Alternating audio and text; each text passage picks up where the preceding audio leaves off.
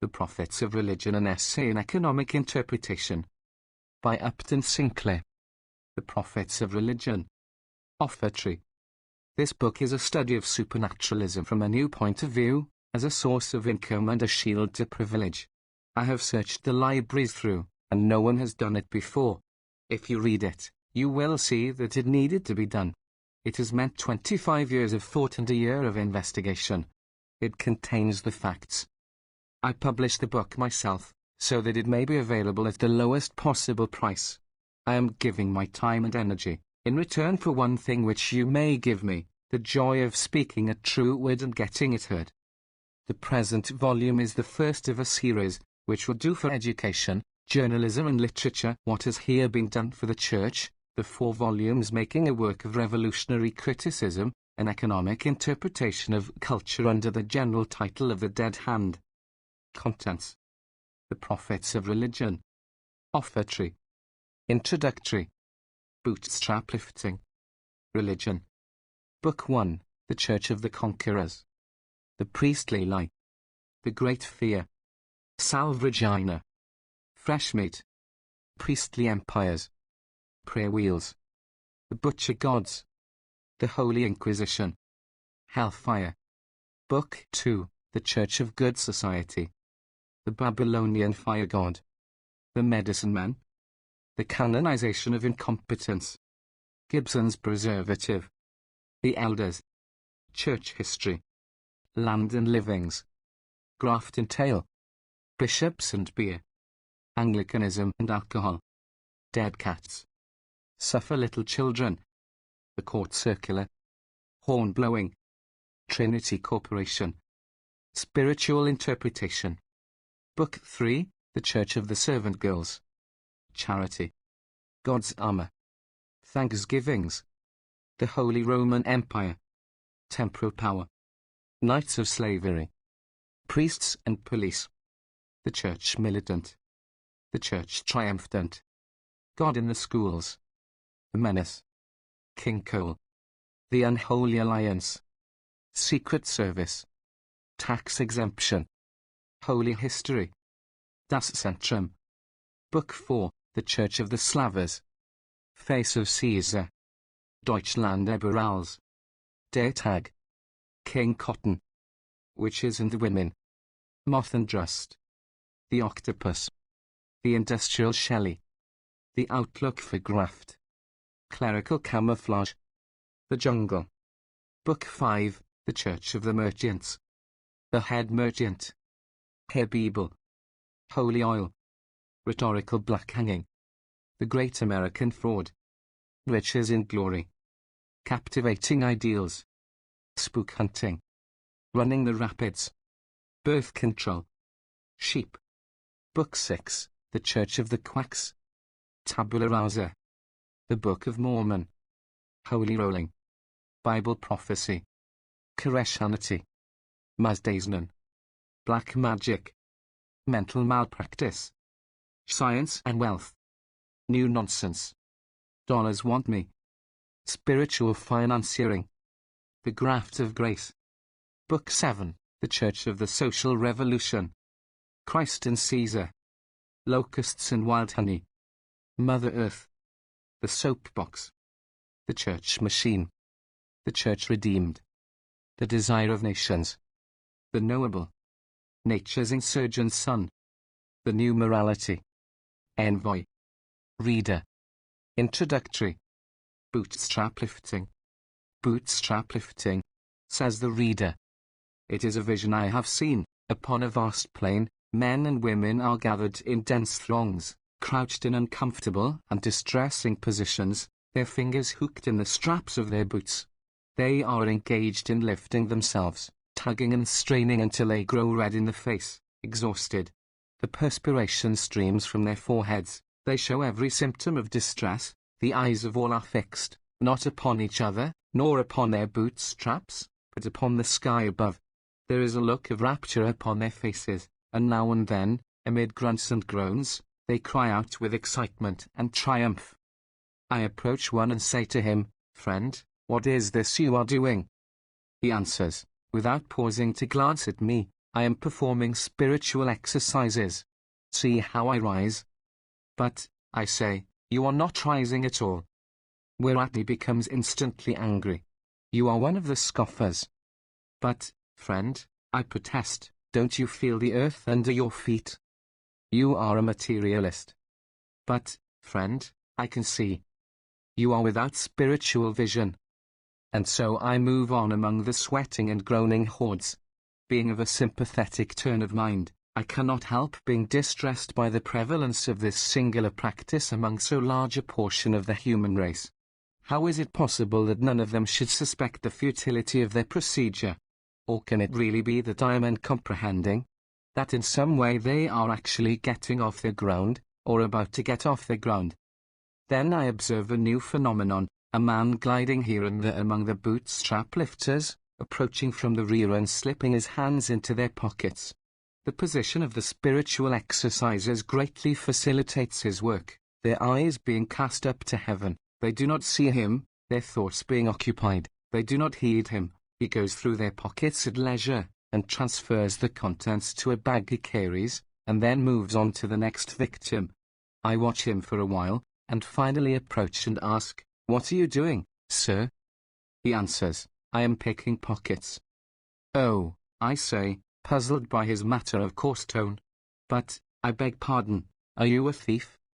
"Oh, no," I answers, smilingly, "I am the agent of the Wholesale Pickpockets Association. This is prosperity." "I see," I reply. "And these people let you?" "It is the law," he says. "It is also the gospel." I turn, following his glance, and observe another person approaching, a stately figure, clad in scarlet and purple robes, moving with slow dignity. He gazes about at the sweating and grunting hordes. Now and then he stops and lifts his hands in a gesture of benediction, and proclaims, in rolling tones, "Blessed are the bootstrap lifters, for theirs is the kingdom of heaven."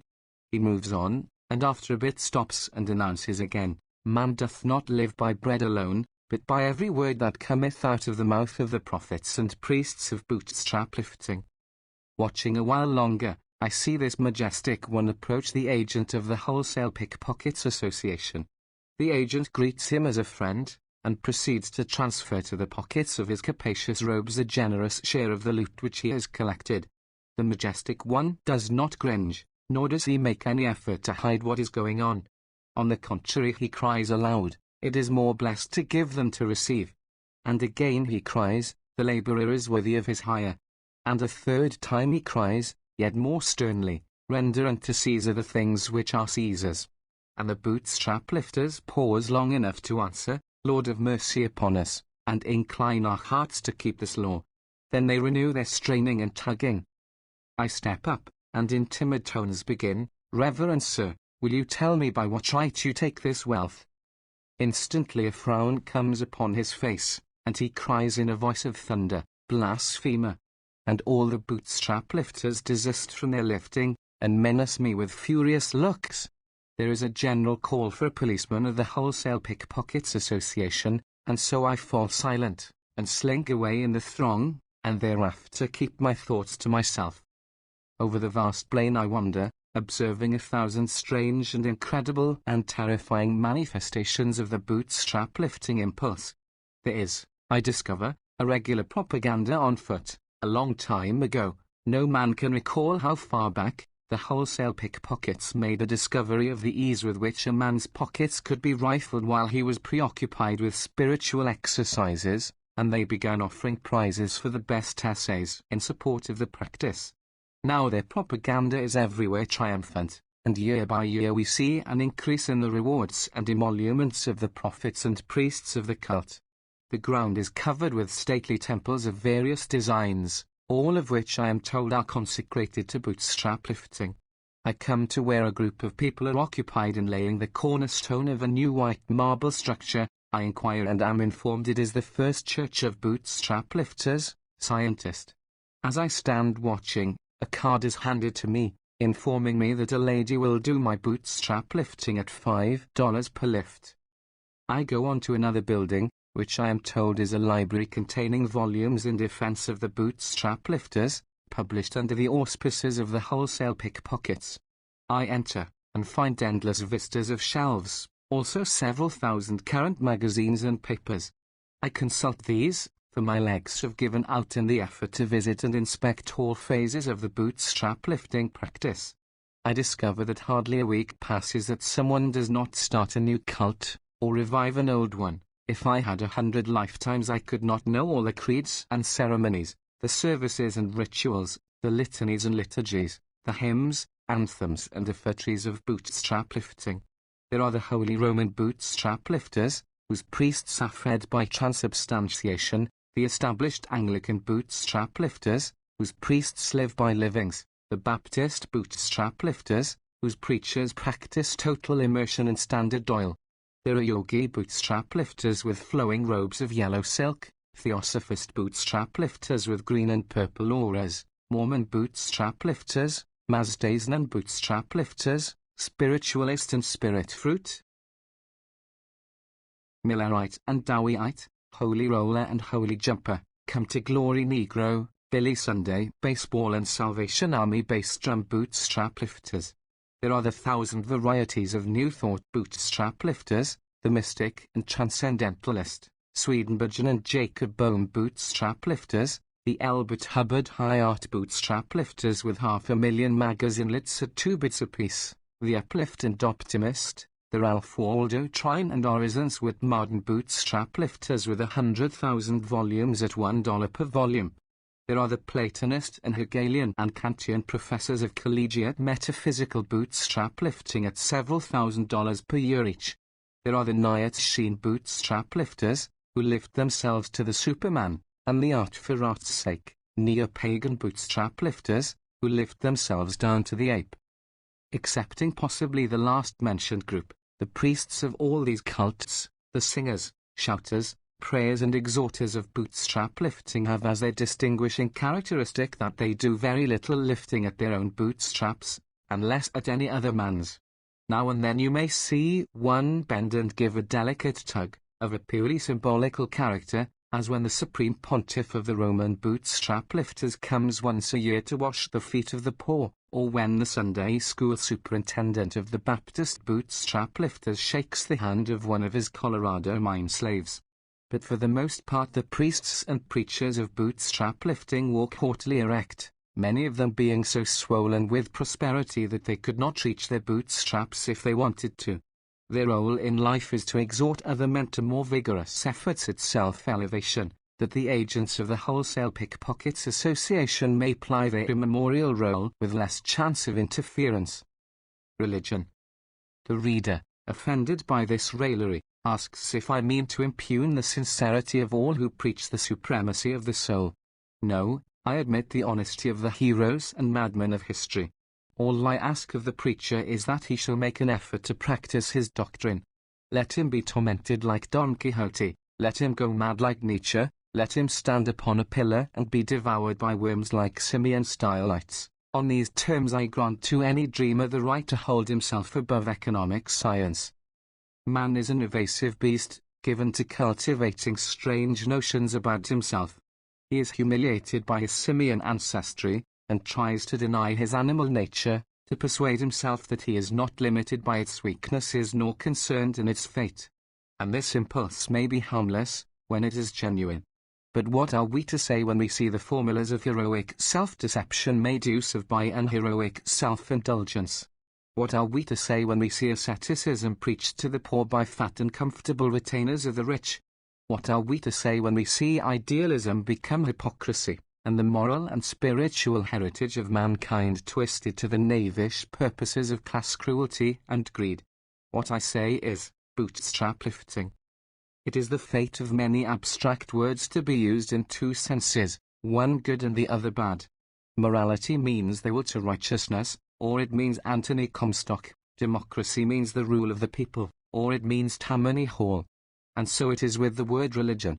In its true sense, religion is the most fundamental of the soul's impulses, the impassioned love of life, the feeling of its preciousness, the desire to foster and further it. In that sense, every thinking man must be religious. In that sense, religion is a perpetually self-renewing force, the very nature of our being. In that sense, I have no thought of assailing it, I would make clear that I hold it beyond assailment. But we are denied the pleasure of using the word in that honest sense, because of another which has been given to it.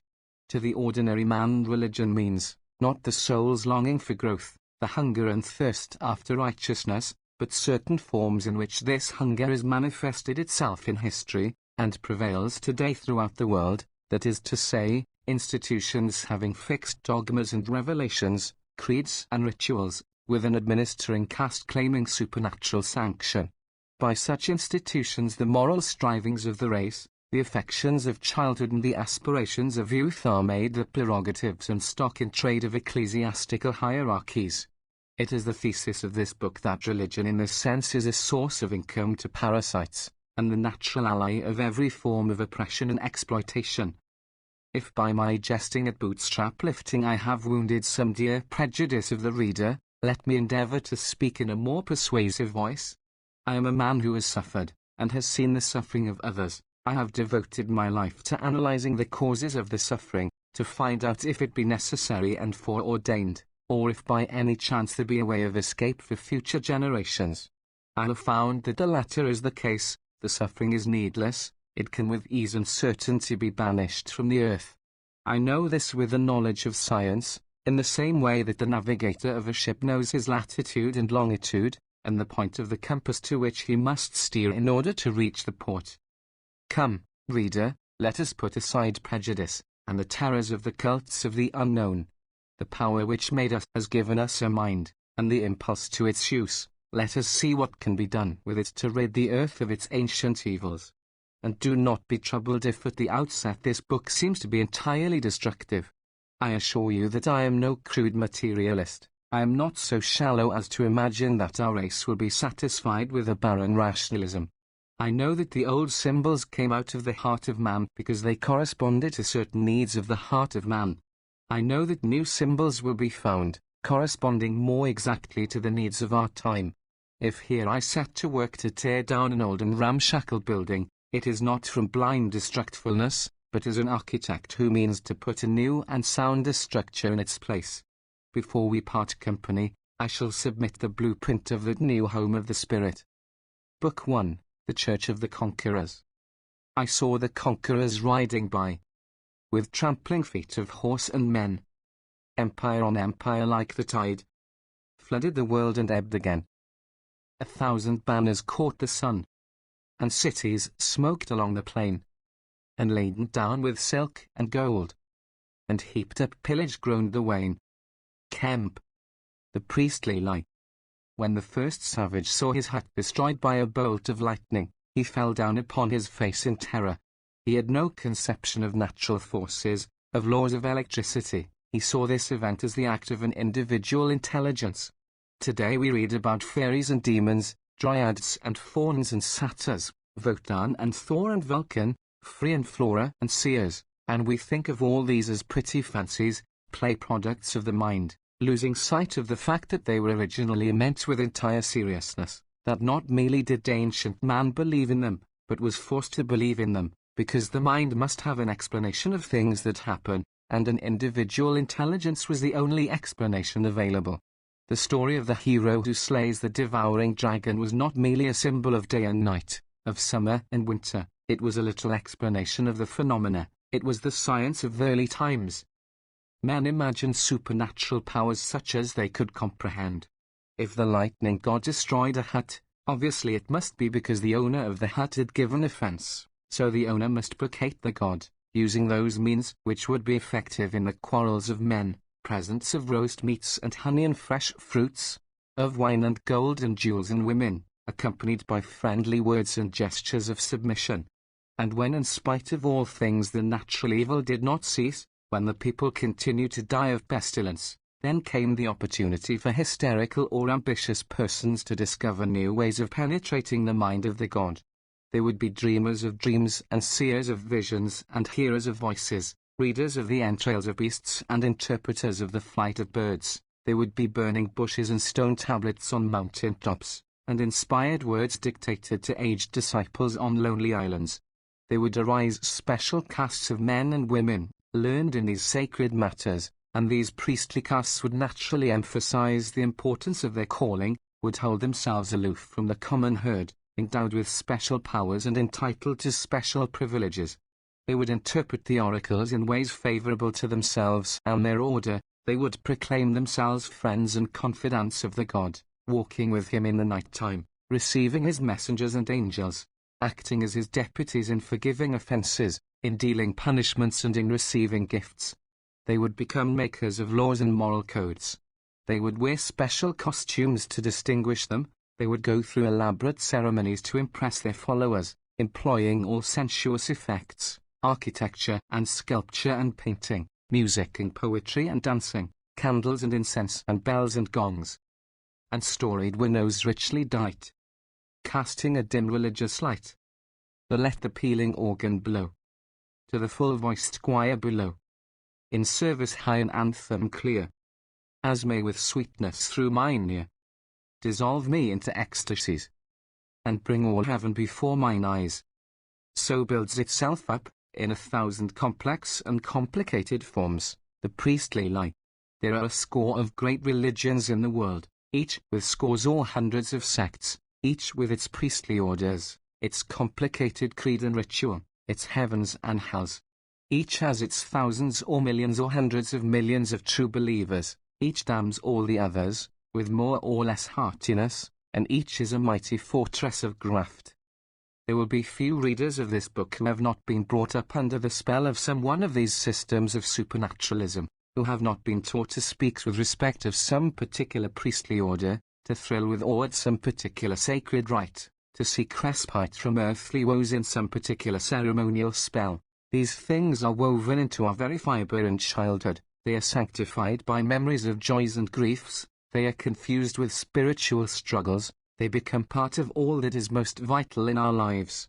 The reader who wishes to emancipate himself from their thrall will do well to begin with a study of the beliefs and practices of other sects than his own, a field where he is free to observe and examine without fear of sacrilege. Let him look into Madame Blavatsky's Secret Doctrine, or her Isis Unveiled. Encyclopedias of the fantastic inventions which terror and longing have wrung out of the tortured soul of man. Here are mysteries and solemnities, charms and spells, illuminations and transmigrations, angels and demons, guides, controls and masters, all of which it is permissible to refuse to support with gifts.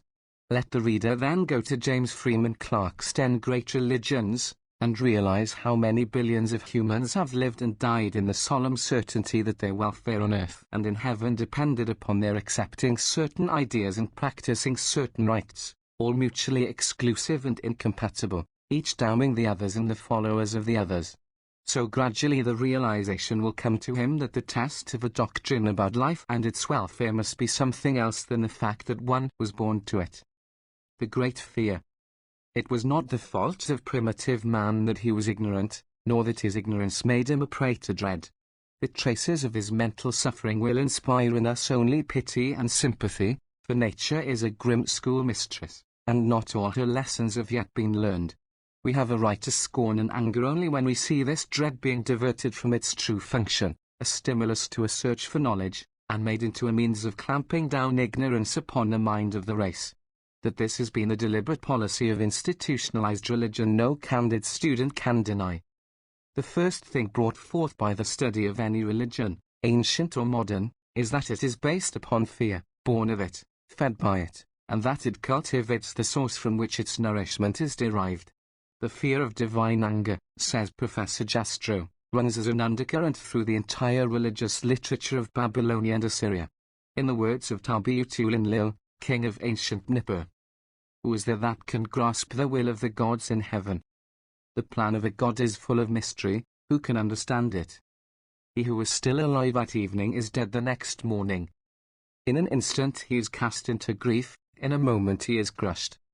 And that cry might be duplicated from almost any page of the Hebrew Scriptures, the only difference being that the Hebrews combined all their fears into one great fear.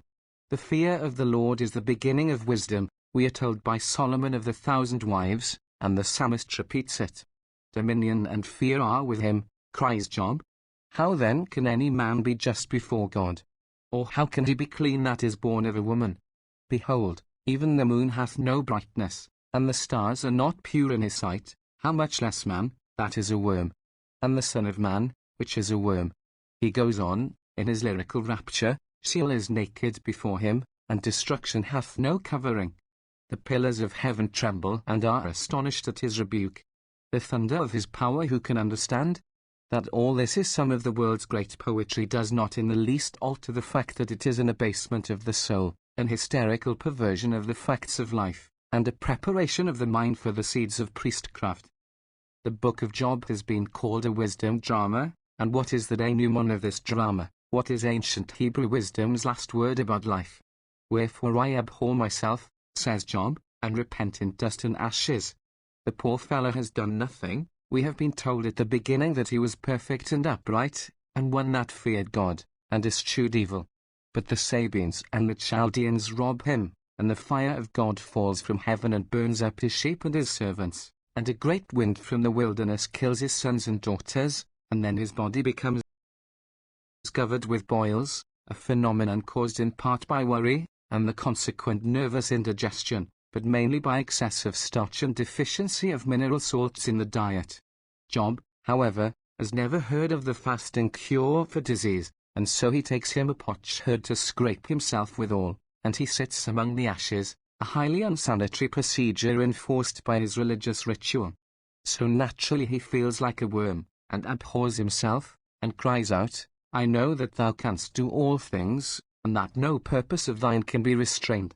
By which utter, unreasoning humility he succeeds in appeasing the great fear, and whose friends make a sacrifice of 7 bullocks and 7 rams, a feast for a whole temple full of priests, and then the Lord gave Job twice as much as he had before.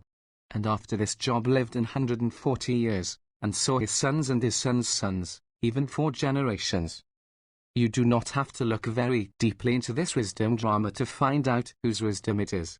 Confess your own ignorance and your own impotence, abandon yourself utterly, and then we, the sacred caste, the keepers of the holy secrets, will secure you pardon and respite, in exchange for fresh meat. Here are verses from a psalm of the ancient Babylonians, which he enchants is identical in spirit and purpose with the utterances of Job. The sin that I have wrought, I know not. The unclean that I have eaten, I know not. The offense into which I have walked, I know not. The Lord, in the wrath of his heart, hath regarded me. The God, in the anger of his heart, hath surrounded me. A goddess, known or unknown, hath wrought me sorrow. I sought for help, but no one took my hand.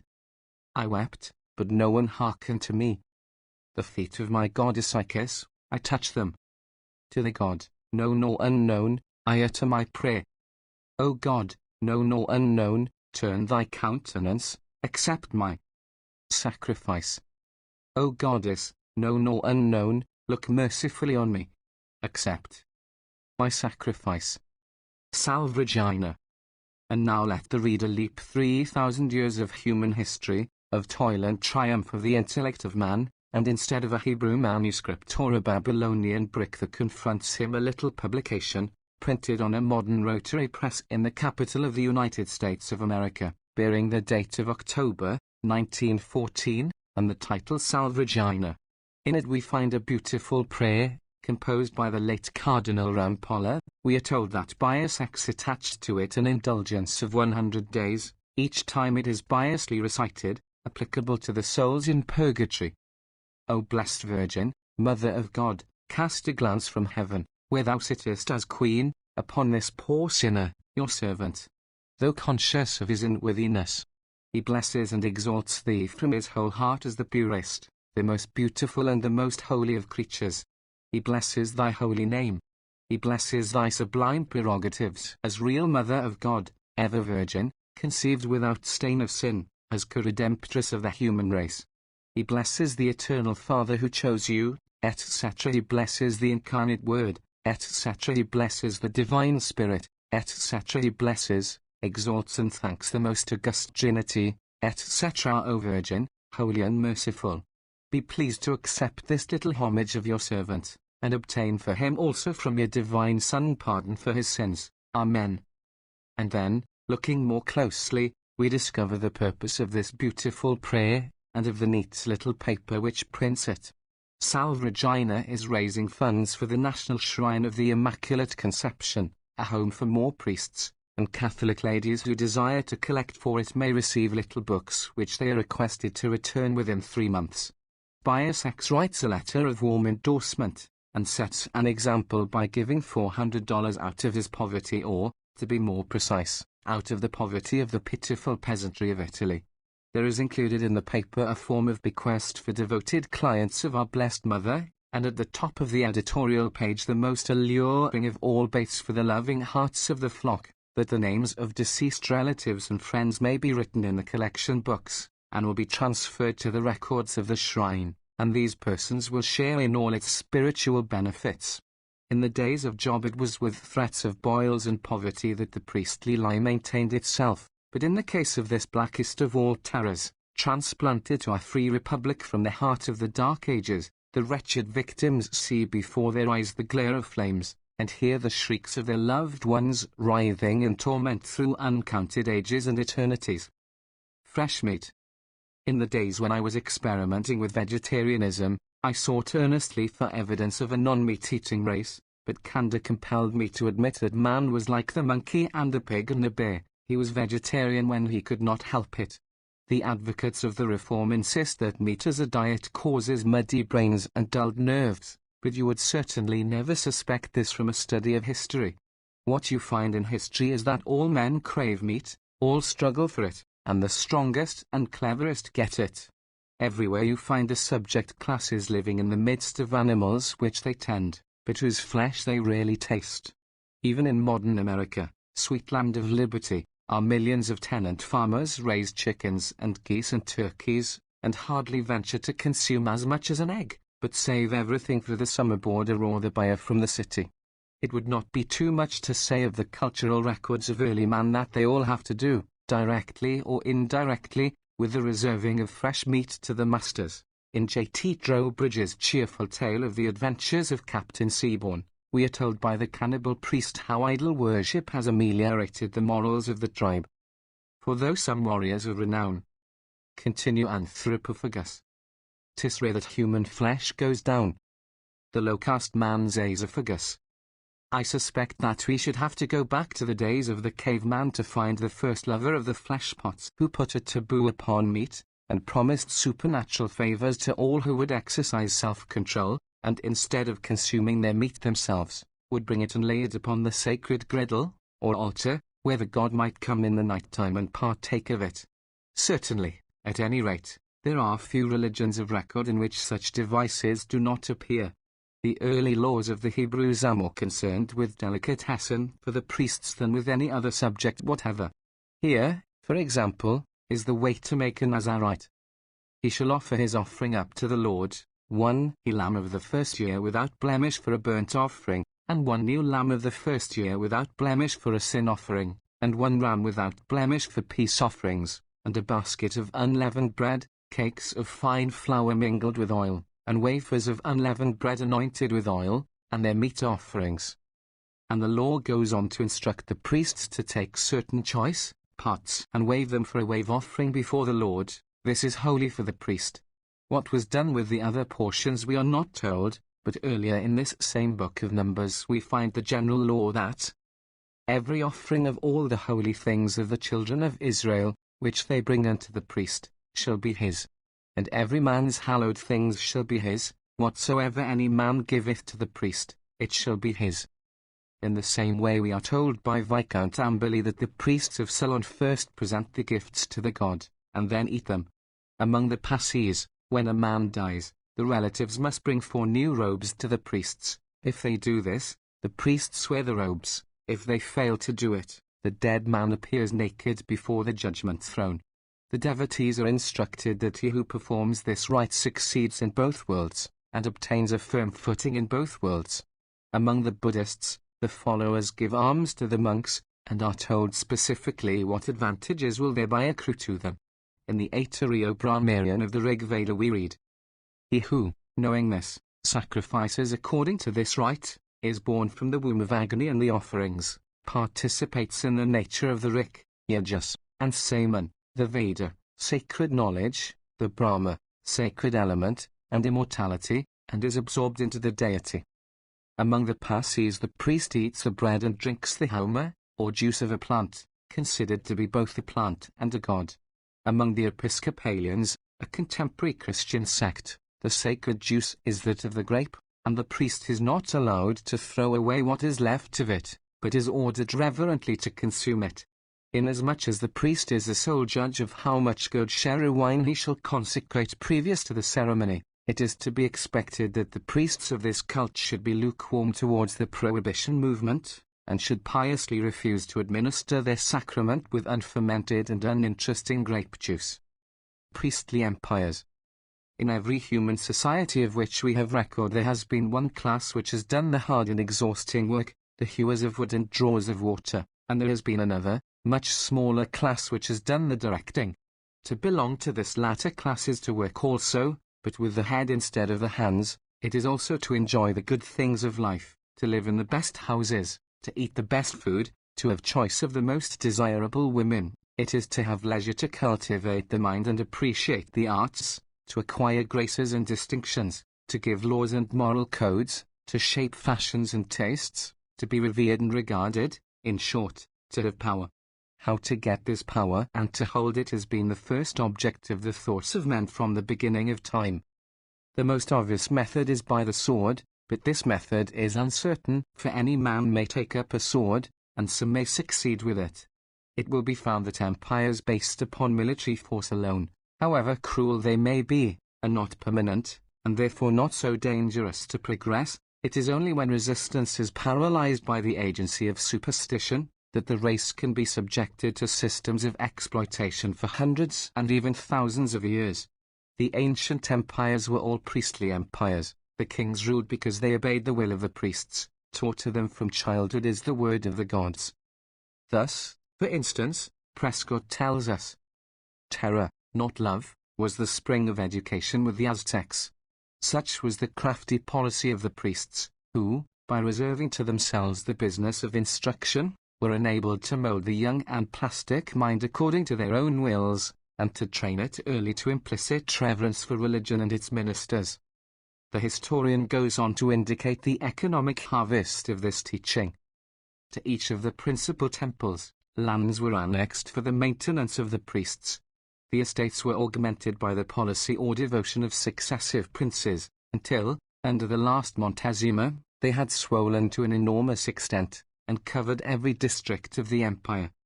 And this concerning the frightful system of human sacrifices, whereby the priestly caste maintained the prestige of its divinities. At the dedication of the temple of Huitzilopochtli, in 1486, the prisoners, who for some years had been reserved for the purpose, were ranged in files, forming a procession nearly 2 miles long. The ceremony consumed several days, and 70,000 captives are said to have perished at the shrine of this terrible deity. The same system appears in Professor Jastro's account of the priesthood of Babylonia and Assyria. The ultimate source of all law being the deity himself, the original legal tribunal was the place where the image or symbol of the god stood. A legal decision was an oracle or omen, indicative of the will of the god. The power thus lodged in the priests of Babylonia and Assyria was enormous. They virtually held in their hands the life and death of the people. And of the business side of this vast religious system, the temples were the natural depositories of the legal archives, which in the course of centuries grew to veritably enormous proportions. Records were made of all decisions, the facts were set forth, and duly attested by witnesses. Business and marriage contracts, loans and deeds of sale were in like manner drawn up in the presence of official scribes, who were also priests.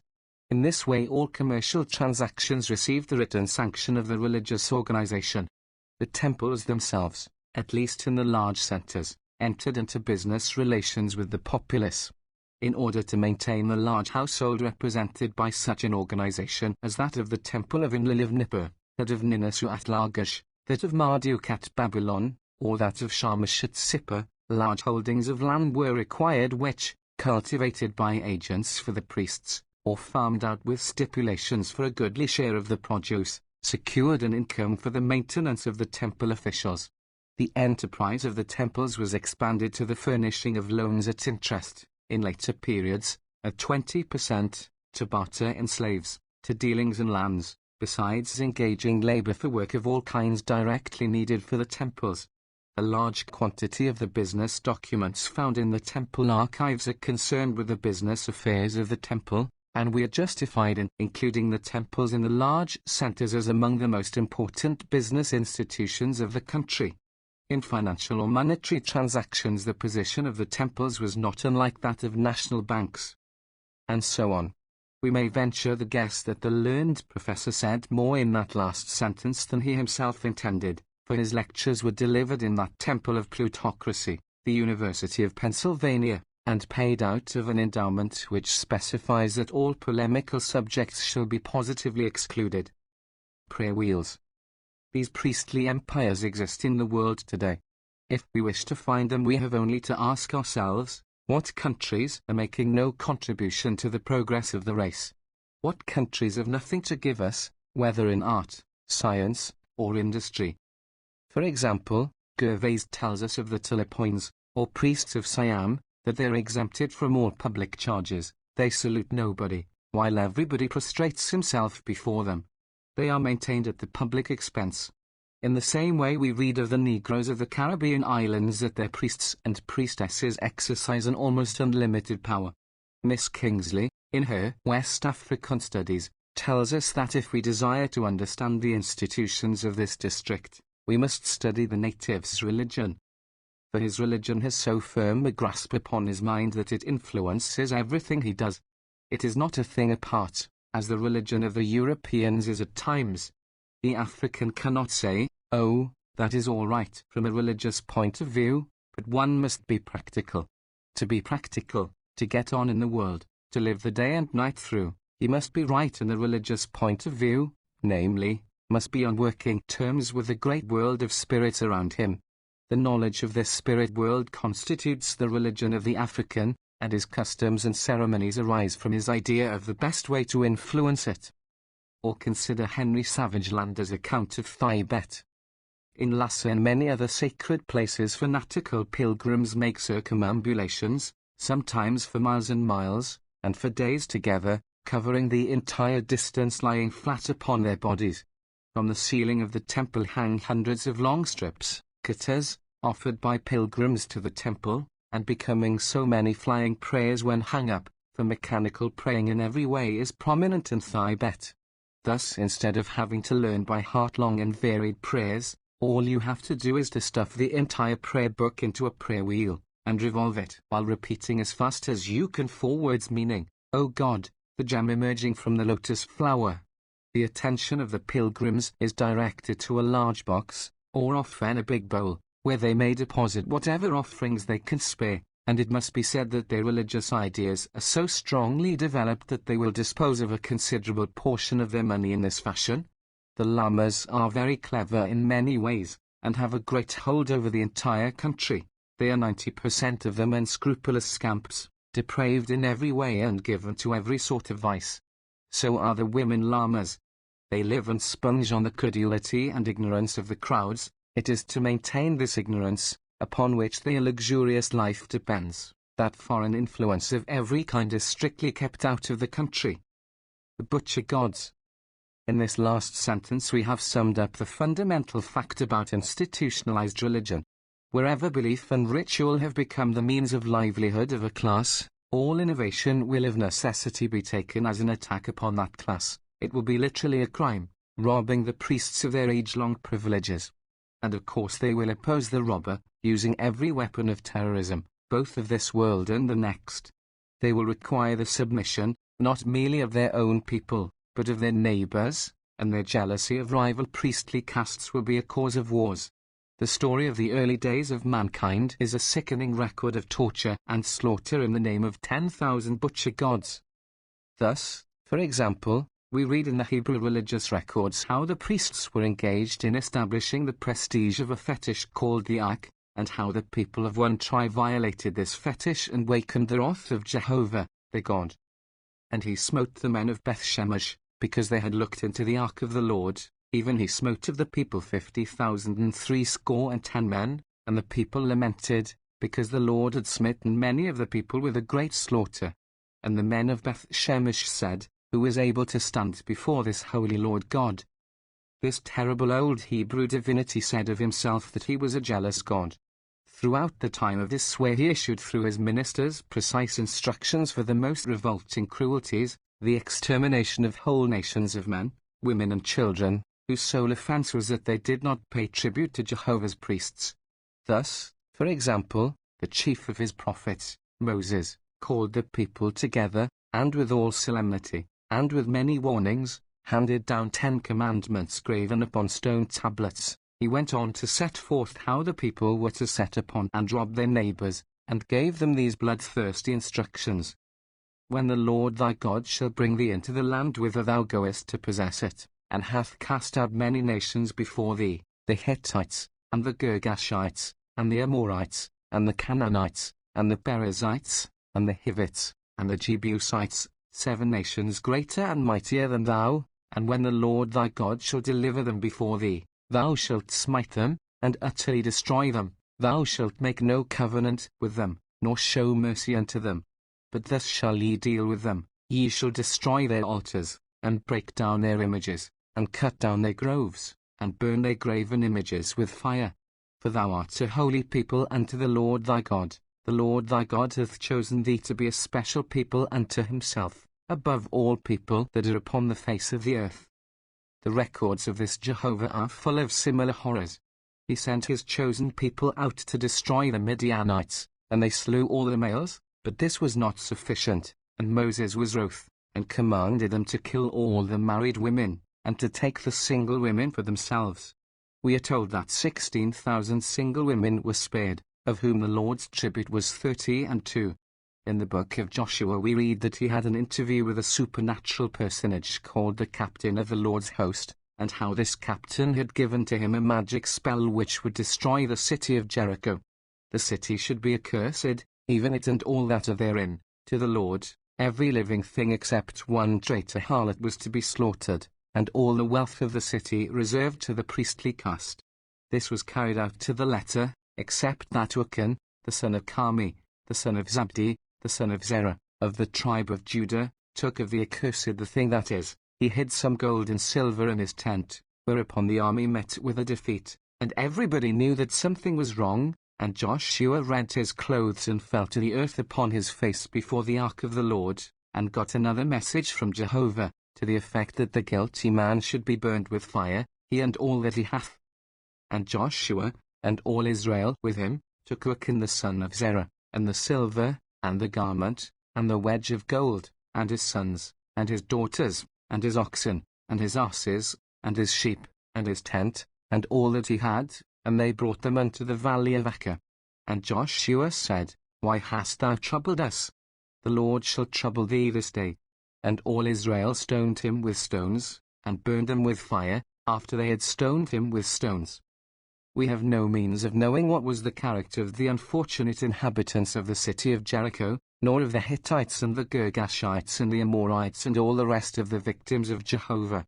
To be sure, we are told by the Hebrew priests that they sacrificed their children to their gods. But then, consider what we should believe about the Hebrew religion, if we took the word of rival priestly castes.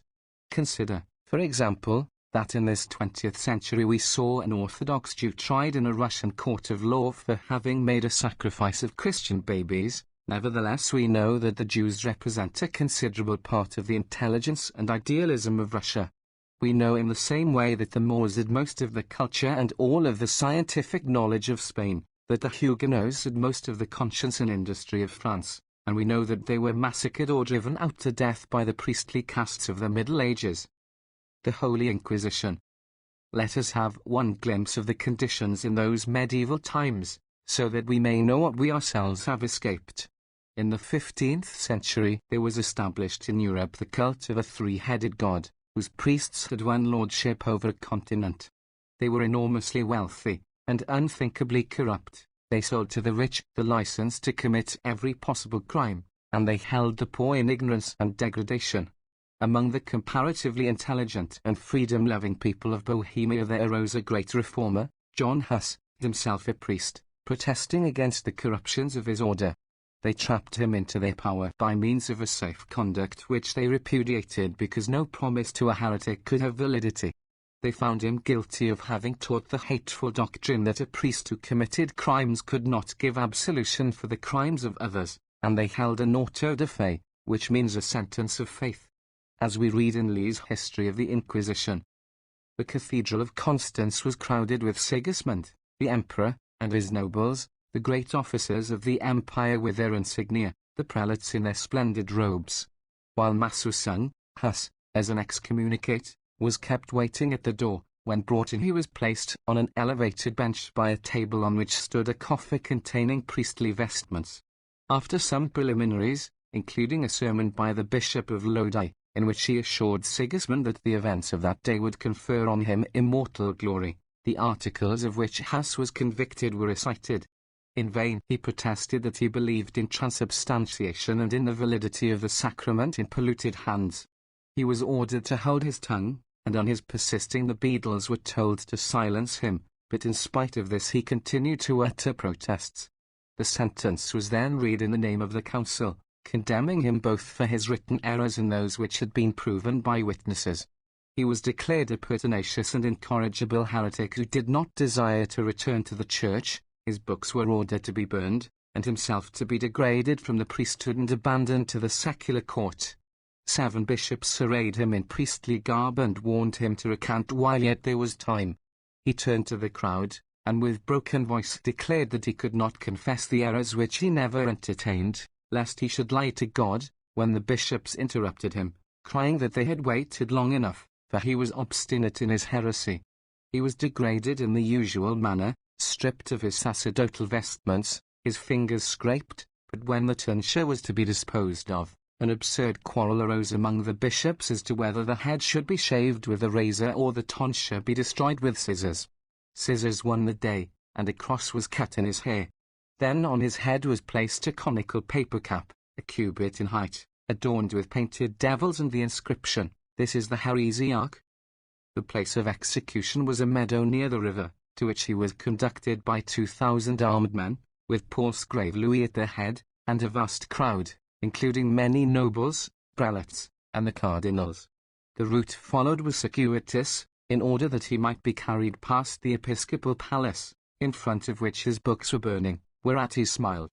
Pity from man there was none to look for, but he sought comfort on high, repeating to himself, "Christ Jesus, Son of the living God, have mercy upon us." And when he came in sight of the stake he fell on his knees and prayed. There was asked if he wished to confess, and said that he would gladly do so if there were space.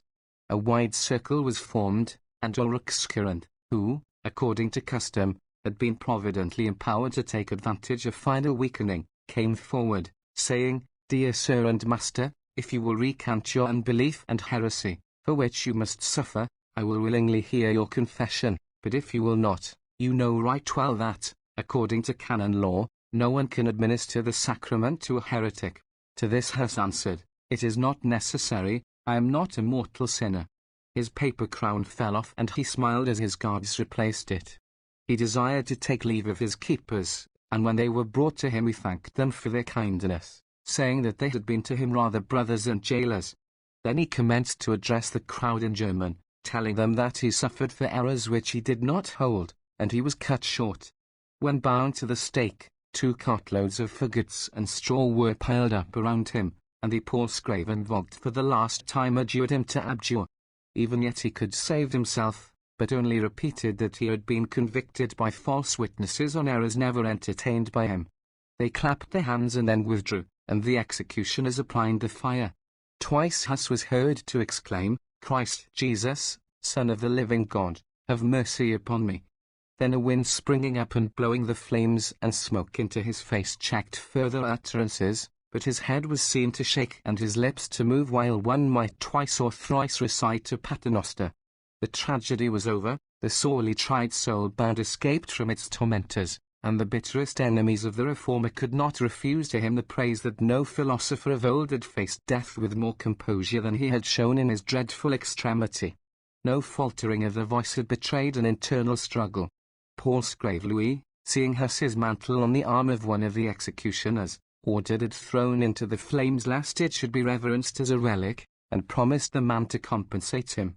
With the same view the body was carefully reduced to ashes and thrown into the Rhine, and even the earth around the stake was dug up and carted off, yet the Bohemians long hovered around the spot and carried home fragments of the neighbouring clay, which they reverenced as relics of their martyr. The next day thanks were returned to God in a solemn procession in which figured Sigismund and his queen, the princes and nobles, 19 cardinals, 2 patriarchs, 77 bishops, and all the clergy of the council. A few days later Sigismund, who had delayed his departure for Spain to see the matter concluded, left Constance, feeling that his work was done. Hellfire. If such a scene could be witnessed in the world today, it would only be in some remote and wholly savage place, such as the mountains of Haiti or the Solomon Islands.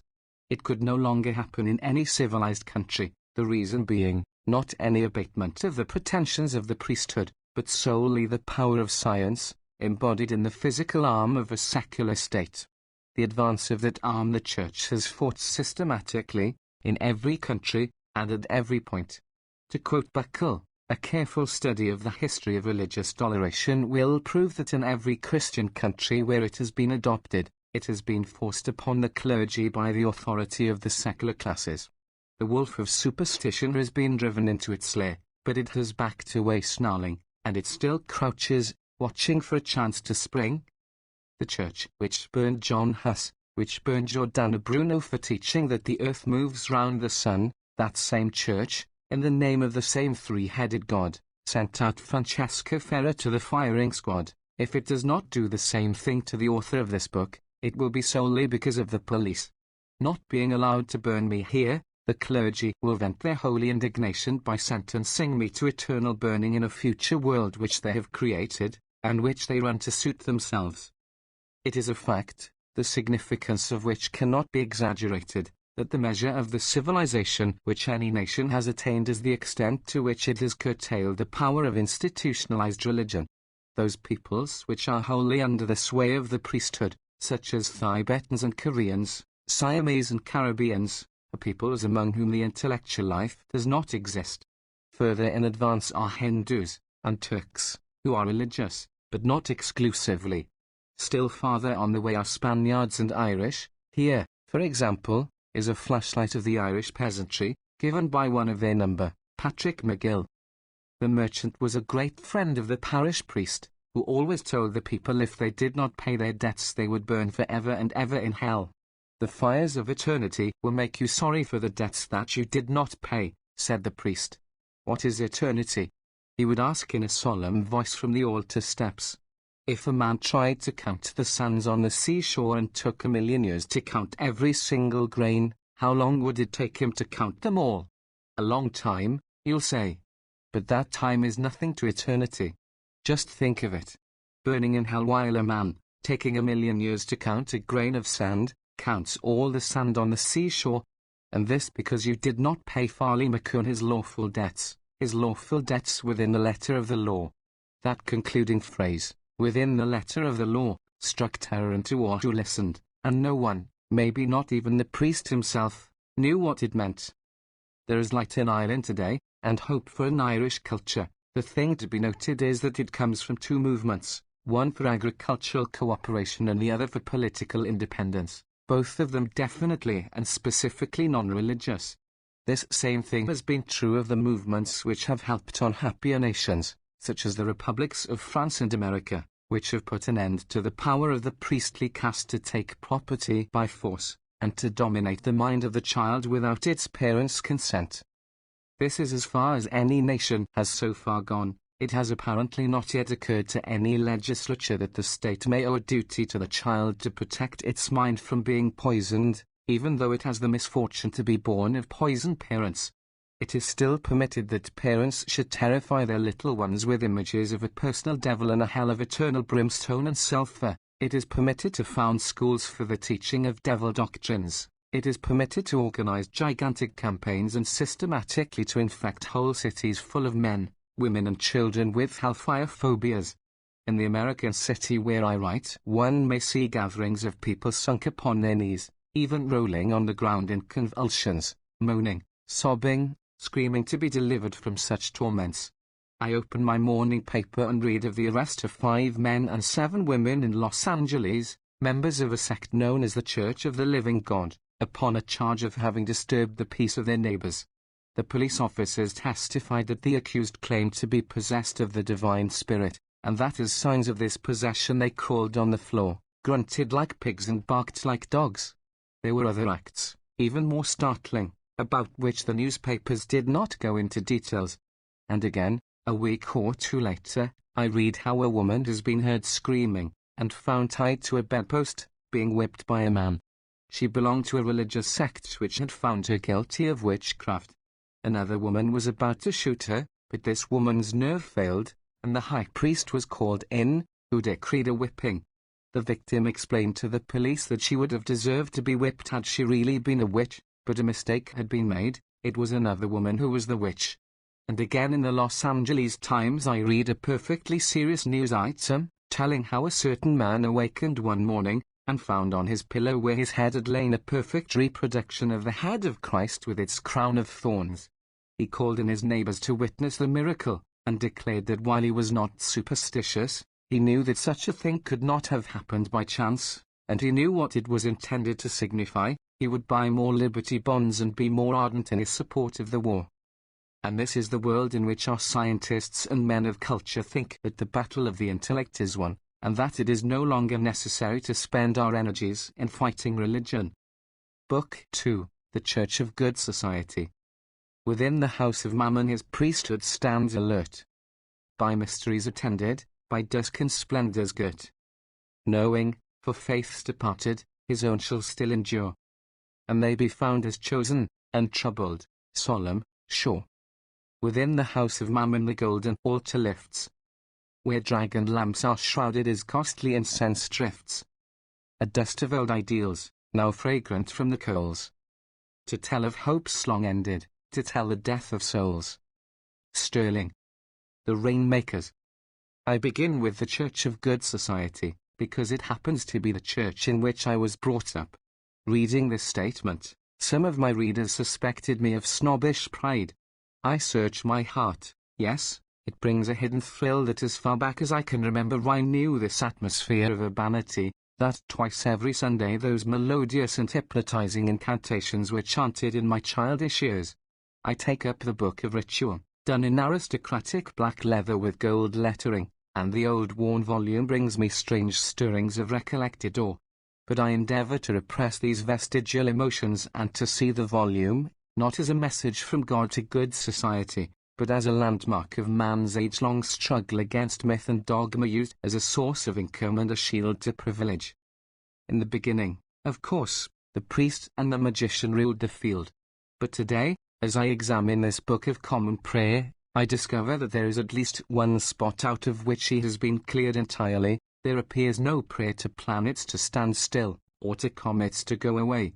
The Church of Good Society has discovered astronomy, but if any astronomer attributes this to his instruments with their marvelous accuracy, let him at least stop to consider my economic interpretation of the phenomenon, the fact that the heavenly bodies affect the destinies of mankind so little that there has not been sufficient emolument to justify the priest in holding on to his job as astrologer. But when you come to the field of meteorology, what a difference! Has any utmost precision of barometer been able to drive the priest out of his prerogatives as rainmaker? Not even in the most civilized of countries, not in that most decorous and dignified of institutions, the Protestant Episcopal Church of America.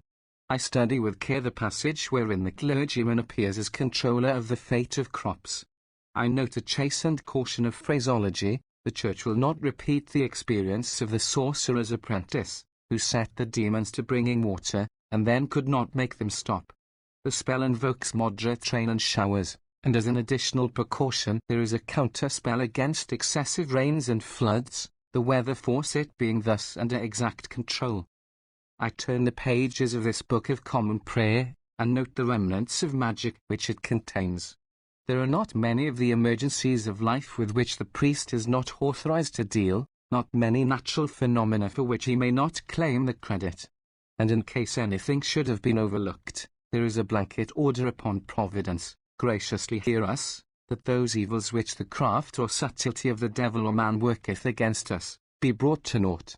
I am reminded of the idea which haunted my childhood, reading fairy stories about the hero who was allowed 3 wishes that would come true. I could never understand why the hero did not settle the matter once for all, by wishing that everything he wished might come true. Most of these incantations are harmless, and some are amiable, but now and then you come upon one which is sinister in its implications. The volume before me happens to be of the Church of England, which is even more forthright in its confronting of the great magic. Many years ago, I remember talking with an English army officer, asking how he could feel sure of his soldiers in case of labor strikes. Did it never occur to him that the men had relatives among the workers, and might sometime refuse to shoot them? His answer was that he was aware of it. The military had worked out its technique with care. He would never think of ordering his men to fire upon a mob in cold blood. He would first start the spell of discipline to work. He would march them round the block, and get them in the swing, get their blood moving to military music. Then, when he gave the order, in they would go. I have never forgotten the gesture, the animation with which he illustrated their going. I could hear the grunting of bayonets in the flesh of men. The social system prevailing in England has made necessary the perfecting of such military technique. Also, you discover, English piety has made necessary the providing of a religious sanction for it. After the job has been done, and the bayonets have been wiped clean, the company is marched to church, and the officer kneels in his family pew, and the privates kneel with the parlourmaids, and the clergyman raises his hands to heaven and intones, "We bless thy holy name, that it hath pleased thee to appease the seditious tumults which have been lately raised up among us." And sometimes the clergyman does more than bless the killers, he even takes part in their bloody work. In the Home Office records of the British government I read, Volume 40, page 17, how certain miners were on strike against low wages and the truck system, and the Vicar of Abergavenny put himself at the head of the yeomanry and the greys. He wrote the Home Office a lively account of his military operations. All that remained was to apprehend certain of the strikers, and then I shall be able to return to my clerical duties. Later he wrote of the sinister influences which kept the miners from returning to their work, and how he had put 6 of the most obstinate in prison. The Babylonian fire god. So we come to the most important of the functions of the tribal god, as an ally in war, an inspirer to martial valor. When in ancient Babylonia you wished to overcome your enemies, you went to the shrine of the fire god, and with awful rites the priest pronounced incantations, which have been preserved on bricks and handed down for the use of modern churches. Pronounce in a whisper, and have a bronze image therewith, commands the ancient text, and runs on for many strophes in this fashion. Let them die, but let me live. Let them be put under a ban, but let me prosper. Let them perish, but let me increase. Let them become weak, but let me wax strong. O, fire god, mighty, exalted among the gods. Thou art the God, thou art my Lord, etc. This was in heathen Babylon, some 3,000 years ago. Since then, the world has moved on. 3,000 years of war and peace and glory. Of hope and work and deeds and golden schemes. Of mighty voices raised in song and story. Of huge inventions and of splendid dreams. And in one of the world's leading nations the people stand up and bare their heads, and sing to their God to save their king and punish those who oppose him. O Lord our God, arise, scatter his enemies, and make them fall. Confound their politics. Frustrate their knavish tricks. On him our hopes we fix. God save us all. Recently, I understand, it has become the custom to omit this stanza from the English national anthem, but it is clear that this is because of its crudity of expression, not because of objection to the idea of praying to a god to assist one nation and injure others, for the same sentiment is expressed again and again in the most carefully edited of prayer books. Abate their pride, assuage their malice, and confound their devices. Defend us, thy humble servants, in all assaults of our enemies. Strengthen him, the king, that he may vanquish and overcome all his enemies. There is none other that fighteth for us, but only thou, O God. Prayers such as these are pronounced in every so-called civilized nation today. Behind every battle line in Europe you may see the priests of the Babylonian fire god with their bronze images and their ancient incantations. You may see magic spells being wrought, magic standards sanctified, magic bread eaten and magic wine drunk, fetishes blessed and hoodoos lifted, eternity ransacked to find means of inciting soldiers to the mood where they will go in. Throughout all civilization, the phobias and manias of war have thrown the people back into the toils of the priest, and that church which tortured Galileo in the dungeons of the Inquisition, and shot Ferrier beneath the walls of the fortress of Montjuich, is rejoicing in a rebirth of religion. The Medicine Men. Andrew D. White tells us that it was noted that in the 14th century, after the Great Plague, the Black Death, had passed, an immensely increased proportion of the landed and personal property of every European country was in the hands of the Church. Well did a great ecclesiastic remark that pestilences are the harvests of the ministers of God.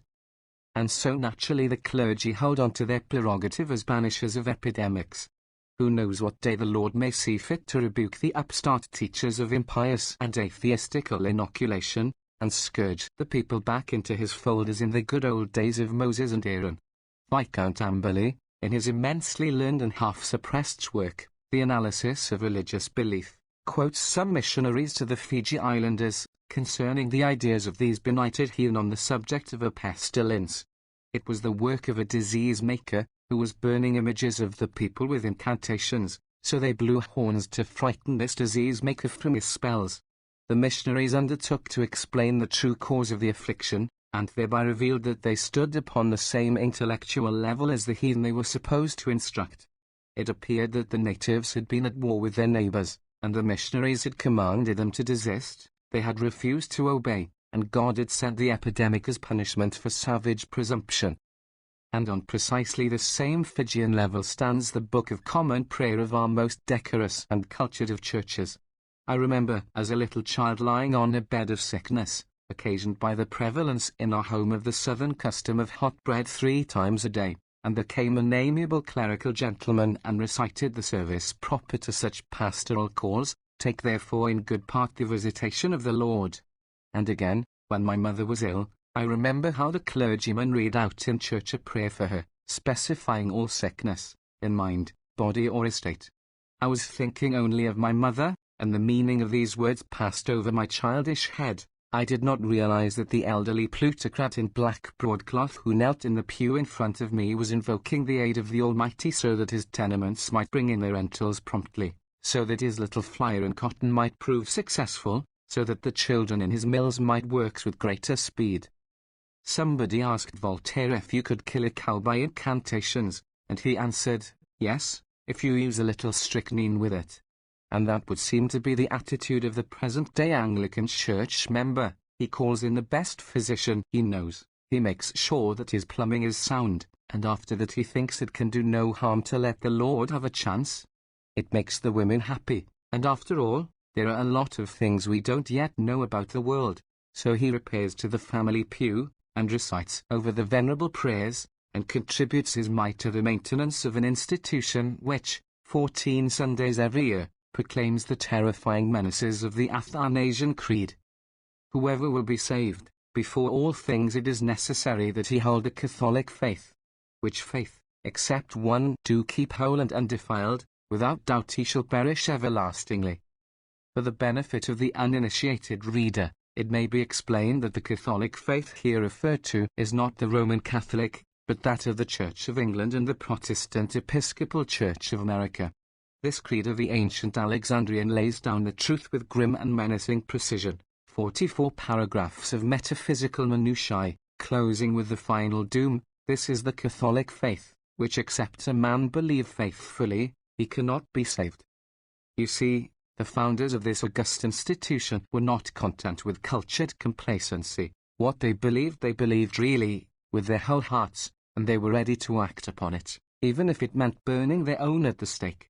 Also, they knew the ceaseless impulse of the mind to grow, the terrible temptation which confronts each new generation to believe that which is reasonable. They met the situation by setting out the true faith in words which no one could mistake. They have provided, not merely the Creed of Athanasius, but also the 39 Articles, which are 39 separate and binding guarantees that one who holds orders in the Episcopal Church shall be either a man of inferior mentality, or else a sophist and hypocrite. How desperate some of them have become in the face of this cruel dilemma is illustrated by the tale which is told of Dr. Jowett, of Balliol College, Oxford, that when he was required to recite the Apostles' Creed in public, he would save himself by inserting the words used between the words "I believe," saying the inserted words under his breath, thus, "I used to believe in the Father, the Son, and the Holy Ghost." Perhaps the eminent divine never did this, but the fact that his students told it, and thought it funny, is sufficient indication of their attitude toward their religion. The son of William George Ward tells in his biography how this leader of the Tractarian movement met the problem with cynicism which seems almost sublime: make yourself clear that you are justified in deception, and then lie like a trooper. The canonization of incompetence. The supreme crime of the Church today is that everywhere and in all its operations and influences it is on the side of sloth of mind, that it banishes brains, it sanctifies stupidity, it canonizes incompetence. Consider the power of the Church of England and its favorite daughter here in America. Consider their prestige with the press and in politics, their hold upon literature and the arts, their control of education and the minds of children, of charity and the lives of the poor. Consider all this, and then say what it means to society that such a power must be, in every new issue that arises, on the side of reaction and falsehood. So it was in the beginning, is now, and ever shall be, runs the Church's formula, and this per se and a priori, of necessity and in the nature of the case. Turn over the pages of history and read the damning record of the Church's opposition to every advance in every field of science, even the most remote from theological concern. Here is the Reverend Edward Massey, preaching in 1772 on the dangerous and sinful practice of inoculation, declaring that Job's distemper was probably confluent smallpox, that he had been inoculated doubtless by the devil, that diseases are sent by providence for the punishment of sin, and that the proposed attempt to prevent them is a diabolical operation. Here are the Scotch clergy of the middle of the 19th century denouncing the use of chloroform in obstetrics, because it is seeking to avoid one part of the primeval curse on woman. Here is Bishop Wilberforce of Oxford anathematizing Darwin. The principle of natural selection is absolutely incompatible with the Word of God. It contradicts the revealed relation of creation to its Creator. It is inconsistent with the fullness of His glory. It is a dishonoring view of nature. And the bishop settled the matter by asking Huxley whether he was descended from an ape through his grandmother or grandfather.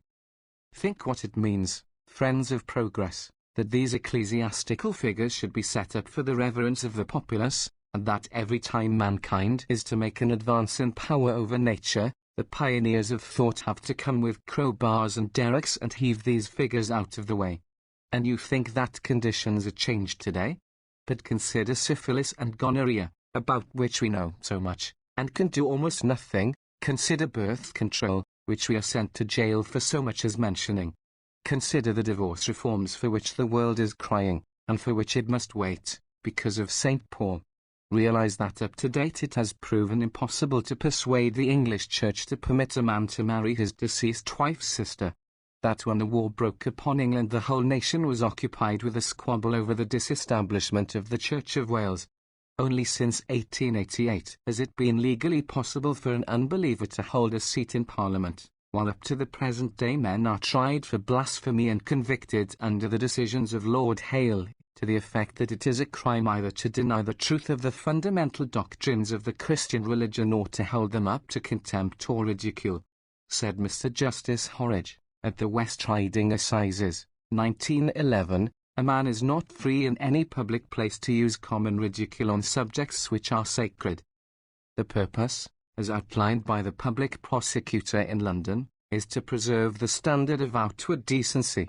And you will find that the one essential to prosecution is always that the victim shall be obscure and helpless. Never by any chance is he a duke in a drawing-room. I will record an utterance of one of the obscure victims of the British standard of outward decency, a teacher of mathematics named Holyoake, who presumed to discuss in a public hall the starvation of the working classes of the country. A preacher objected that he had discussed our duty to our neighbour and neglected our duty to God, whereupon the lecturer replied, "Our national church and general religious institutions cost us, upon accredited computation, about £20 million annually. Worship being thus expensive, I appeal to your heads and your pockets whether we are not too poor to have a God. While our distress lasts, I think it would be wise to put deity upon half pay." And for that utterance the unfortunate teacher of mathematics served 6 months in the common jail at Gloucester. While men were being tried for publishing the Freethinker, the Premier of England was William Ewart Gladstone. And if you wish to know what an established church can do by way of setting up dullness in high places, get a volume of this grand old man's writings on theological and religious questions. Read his Juventus Mundi, in the course of which he establishes a mystic connection between the trident of Neptune and the Christian Trinity.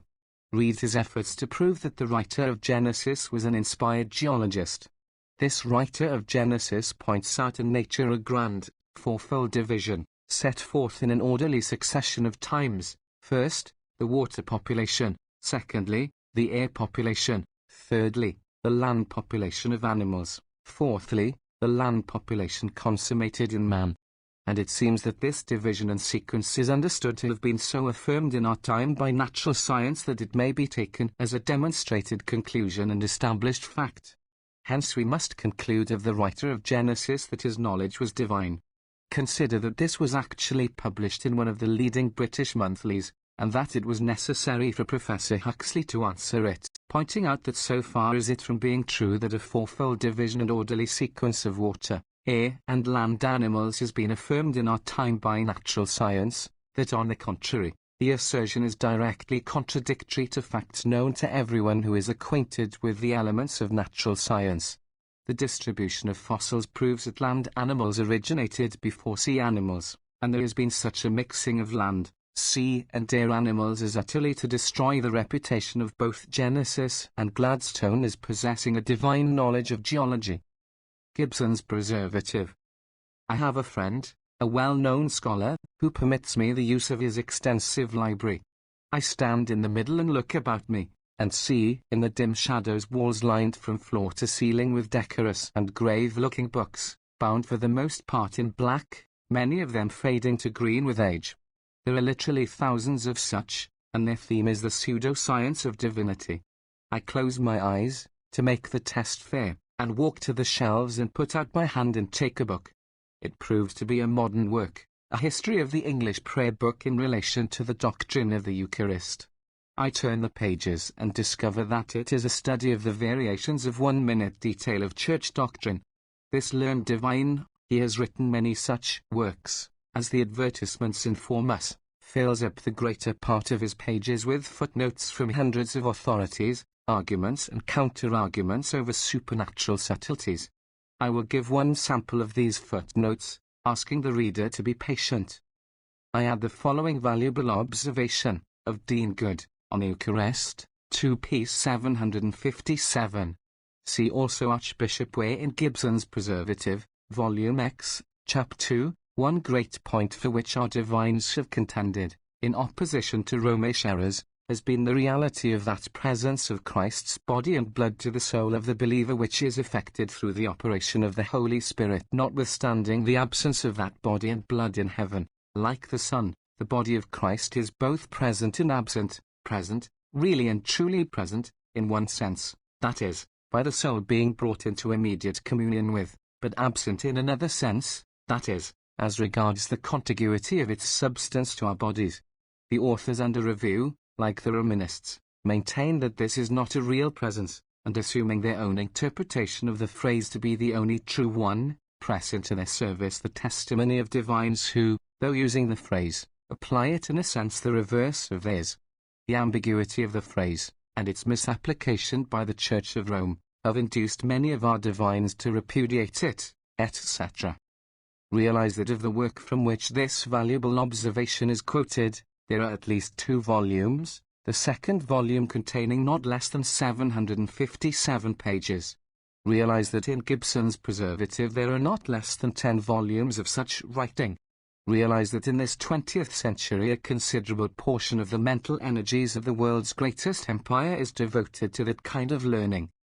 I turn to the date upon the volume, and find that it is 1910. I was in England within a year of that time, and so I can tell what was the condition of the English people while printers were making and papers were reviewing and bookstores were distributing this work of ecclesiastical research.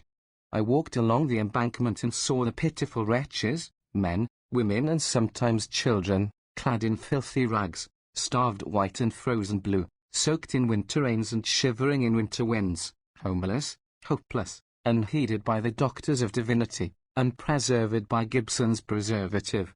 I walked on Hampstead Heath on Easter Day, when the population of the slums turns out for its one holiday. I walked, literally trembling with horror, for I had never seen such sights nor dreamed of them. These creatures were hardly to be recognized as human beings, they were some new grotesque race of apes. They could not walk, they could only shamble, they could not laugh, they could only leer.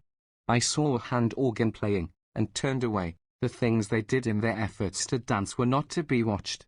And then I went out into the beautiful English country. Cultured and charming ladies took me in swift, smooth motor cars, and I saw the pitiful hovels and the drink-sodden, starch-poisoned inhabitants, slum populations everywhere, even on the land. When the newspaper reporters came to me, I said that I had just come from Germany, and that if ever England found herself at war with that country, she would regret that she had let the bodies and the minds of her people rot, for which expression I was severely taken to task by more than one British divine.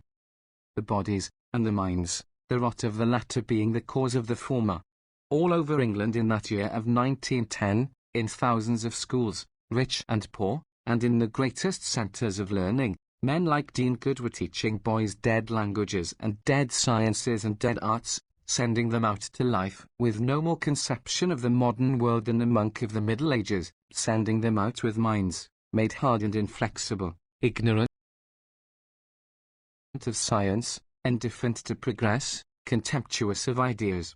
And then suddenly, almost overnight, this terrified people finds itself at war with a nation ruled and disciplined by modern experts, scientists and technicians. The awful muddle that was in England during the first 2 years of the war has not yet been told in print, but thousands know it, and some day it will be written, and it will finish forever the prestige of the British ruling caste. They rushed off on expedition to Gallipoli, and somebody forgot the water supply, and at one time they had 95,000 cases of dysentery. They always muddle through, they tell you, that is the motto of their ruling caste. But this time they did not muddle through, they had to come to America for help. As I write, our Congress is voting billions and tens of billions of dollars, and 1 million of the best of our young manhood are being taken from their homes, because in 1910 the mind of England was occupied with Dean Good on Eucharist, and the 10 volumes of Gibson's preservative. The elders. What the Church means in human affairs is the rule of the aged. It means old men in the seats of authority, not merely in the Church, but in the law courts and in Parliament, even in the Army and Navy. For a test I look up the list of bishops of the Church of England in Whitaker's Almanac. It appears that there are 40 of these functionaries, including the archbishops, but not the suffragans, and that the total salary paid to them amounts to more than $900,000 a year. This, it should be understood, does not include the pay of their assistants, nor the cost of maintaining their religious establishments. It does not include any private incomes which they or their wives may possess, as members of the privileged classes of the empire. I look up their ages in Who's Who, and I find that there is only one below 53, the oldest of them is 91, while the average age of the goodly company is 70. There have been men in history who have retained their flexibility of mind, their ability to adjust themselves to new circumstances at the age of 70, but it will always be found that these men were trained in science and practical affairs, never in dead languages and theology. One of the oldest of the English prelates, the Archbishop of Canterbury, recently stated to a newspaper reporter that he worked 17 hours a day, and had no time to form an opinion on the Labour question. And now, Here is the crux of the argument. Do these aged gentlemen rule of their own power? They do not.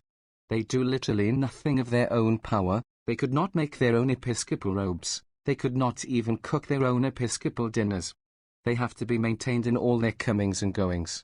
Who supports them, and to what end? The roots of the English Church are in the English land system, which is one of the infamies of the modern world. It dates from the days of William the Norman, who took possession of Britain with his sword, and in order to keep possession for himself and his heirs, distributed the land among his nobles and prelates. In those days, you understand, a high ecclesiastic was a man of war, who did not stoop to veil his predatory nature under pretence of philanthropy. The abbots and archbishops of William wore armour and had their troops of knights like the barons and the dukes. William gave them vast tracts, and at the same time he gave them orders which they obeyed. Says the English chronicler, stark he was. Bishops he stripped of their bishoprics, abbots of their abbacies. Green tells us that the dependency of the church on the royal power was strictly enforced. Homage was exacted from bishop as from baron. And what was this homage?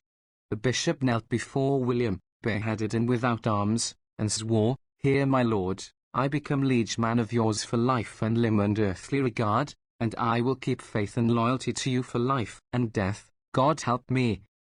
The lands which the church got from William the Norman, she has held, and always on the same condition, that she shall be liege man for life and limb and earthly regard. In this you have the whole story of the Church of England, in the 20th century as in the 11th.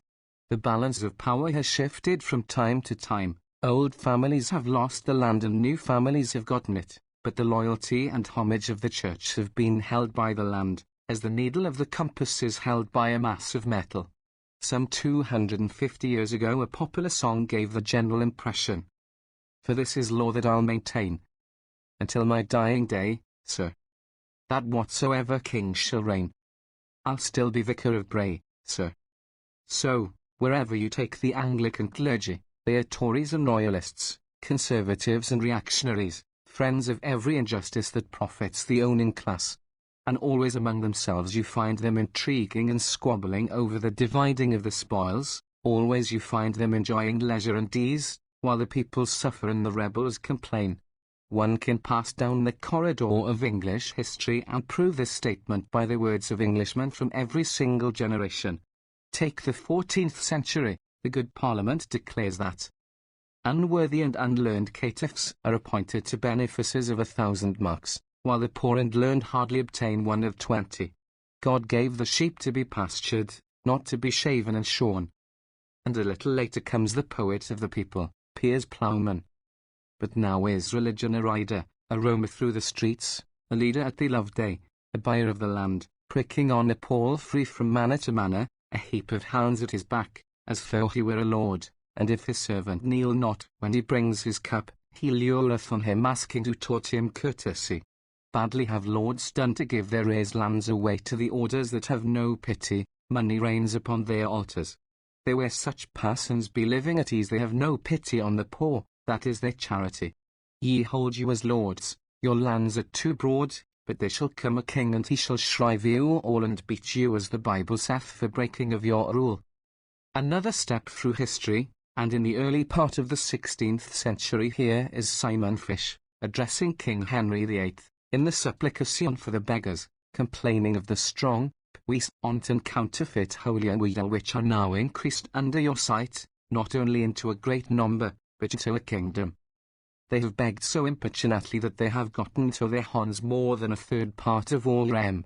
The goodliest lordships, manors, lawns, and territories, are theirs.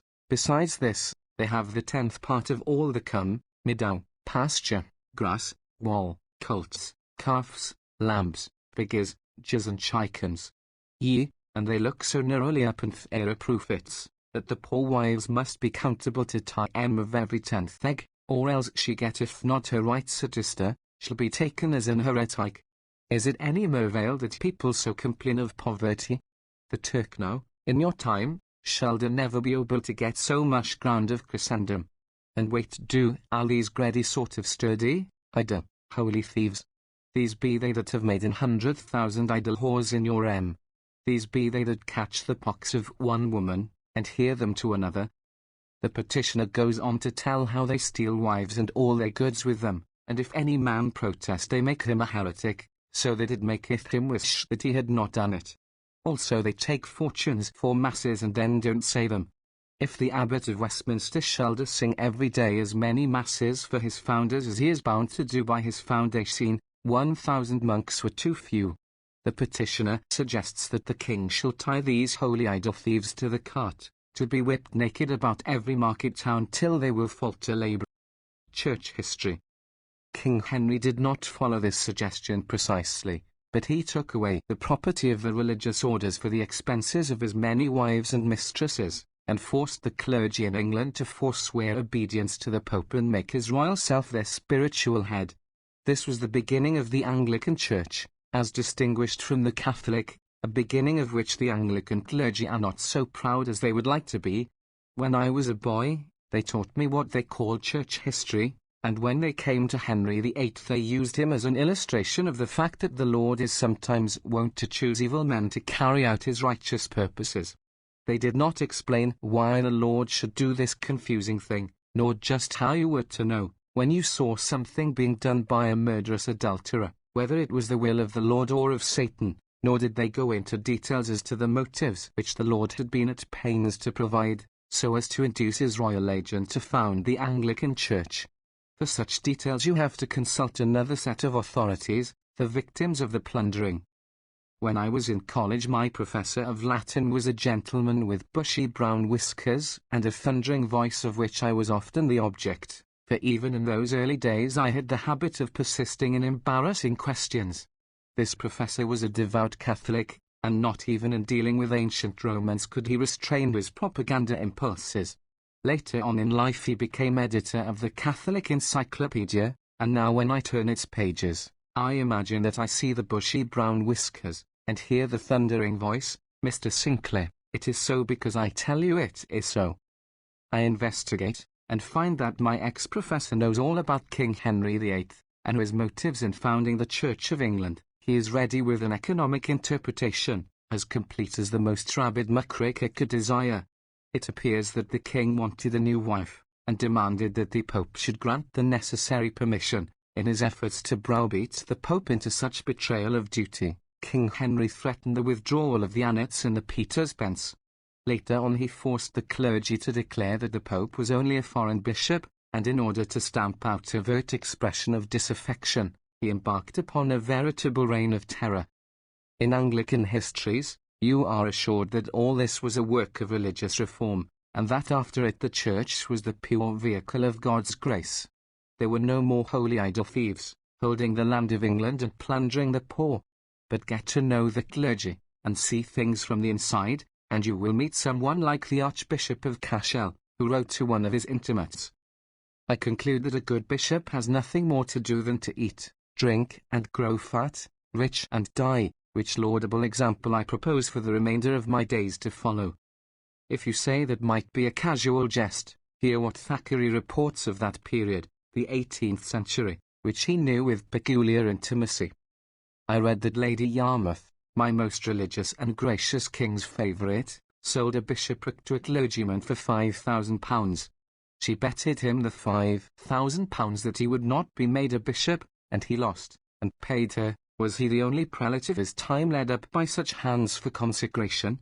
As I peep into George II's St. James, I see crowds of cassocks pushing up the back stairs of the ladies of the court, stealthy clergy slipping purses into their laps, that godless old king yawning under his canopy in his chapel royal, as the chaplain before him is discoursing. Discoursing about what question? About righteousness and judgment? Whilst the chaplain is preaching, the king is chattering in German and almost as loud as the preacher, so loud that the clergyman actually burst out crying in his pulpit, because the defender of the faith and the dispenser of bishoprics would not listen to him. Land and livings. And how is it in the 20th century? Have conditions been much improved? There are great Englishmen who do not think so. I quote Robert Buchanan, a poet who spoke for the people, and who therefore has still to be recognized by English critics. He writes of the New Rome, by which he means present-day England. The gods are dead, but in their name. Humanity is sold to shame. While, then as now, the tinselled priest sitteth with robbers at the feast, blesses the laden, blood-stained board, weaves garlands round the butcher's sword, and poureth freely, now as then, the sacramental blood of men. You see, the land system of England remains, the changes having been for the worse. William the Conqueror wanted to keep the Saxon peasantry contented, so he left them their commons, but in the 18th century these were nearly all filched away. We saw the same thing done within the last generation in Mexico, and from the same motive, because developing capitalism needs cheap labor, whereas people who have access to the land will not slave in mills and mines. In England, from the time of Queen Anne to that of William and Mary, the parliaments of the landlords passed some 4,000 separate acts, whereby more than 7 million acres of the common land were stolen from the people. It has been calculated that these acres might have supported 1 million families, and ever since then England has had to feed 1 million paupers all the time. As an old song puts the matter, why prosecute the man or woman who steals a goose from off the common, and let the greater felon loose, who steals the common from the goose? In our day, the land aristocracy is rooted like the native oak in British soil, some of them direct descendants of the Normans, others children of the court favourites and panders who grew rich in the days of the Tudors and the unspeakable Stuarts. 7 men own practically all the land of the city and county of London, and collect tribute from 7 millions of people. The estates are entailed, that is, handed down from father to oldest son automatically. You cannot buy any land, but if you want to build, the landlord gives you a lease, and when the lease is up, he takes possession of your buildings. The tribute which London pays is more than $100 million a year. So absolute is the right of the landowner that he can sue for trespass the driver on an aeroplane which flies over him. He imposes on fishermen a tax upon catches made many hundreds of yards from the shore. And in this graft, of course, the church has its share. Each church owns land, not merely that upon which it stands, but farms and city lots from which it derives income.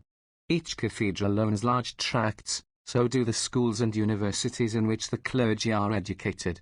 The income from the holdings of a church constitutes what is called a living. These livings, which vary in size, are the prerogatives of the younger sons of the ruling families, and are intrigued and scrambled for in exactly the fashion which Thackeray describes in the 18th century. About 6,000 of these livings are in the gift of great landowners. One noble lord alone disposes of 56 such plums, and needless to say, he does not present them to clergymen who favour radical land taxes. He gives them to men like himself, autocratic to the poor, easygoing to members of his own class, and cynical concerning the grafts of grace. In one English village which I visited, the living was worth £700, with the use of a fine mansion. As the incumbent had a large family, he lived there. In another place the living was worth £1,000, and the incumbent hired a curate, himself appearing twice a year, on Christmas Day and on the King's birthday, to preach a sermon. The rest of the time he spent in Paris. It is worth noting that in 1808 a law was proposed compelling absentee pluralists, that is, clergymen holding more than one living, to furnish curates to do their work. It might be interesting to note that this law met with strenuous clerical opposition, the House of Bishops voting against it without a division. Thus we may understand the sharp saying of Karl Marx, that the English clergy would rather part with 38 of their 39 articles than with 1/39th of their income. There is always a plentiful supply of curates in England. They are the sons of the less influential ruling families, and of the clergy. They have been trained at Oxford or Cambridge, and possess the one essential qualification, that they are gentlemen. Their average price is £250 a year. Their function was made clear to me when I attended my first English tea party. There was a wicker table, perhaps 1.5 feet square, having 3 shelves, one below the other. The top layer the plates and napkins, on the next the muffins, and on the lowest the cake. Said the hostess, "Will you pass the curate, please?" I looked puzzled, and she pointed. "We call that the curate, because it does the work of a curate." Grafton Tale. As one of America's head muckrakers, I found that I was popular with the British ruling classes. They found my books useful in their campaigns against democracy, and they were surprised and disconcerted when they found I did not agree with their interpretation of my writings. I had told of corruption in American politics. Surely I must know that in England they had no such evils. I explained that they did not have to. Their graft, to use their own legal phrase, was entail. The grafters had, as a matter of divine right, the things which in America they had to buy. In America, for instance, we had a Senate, a millionaires' club, for admission to which the members paid in cash, but in England the same men came to the same position as their birthright. Political corruption is not an end in itself, it is merely a means to exploitation, and of exploitation England has even more than America. When I explained this, my popularity with the British ruling classes vanished quickly. As a matter of fact, England is more like America than she realizes. Her British reticence has kept her ignorant about herself. I could not carry on my business in England, because of the libel laws, which have as their first principle the greater the truth, the greater the libel. Englishmen read with satisfaction what I write about America, but if I should turn my attention to their own country, they would send me to jail as they sent Frank Harris.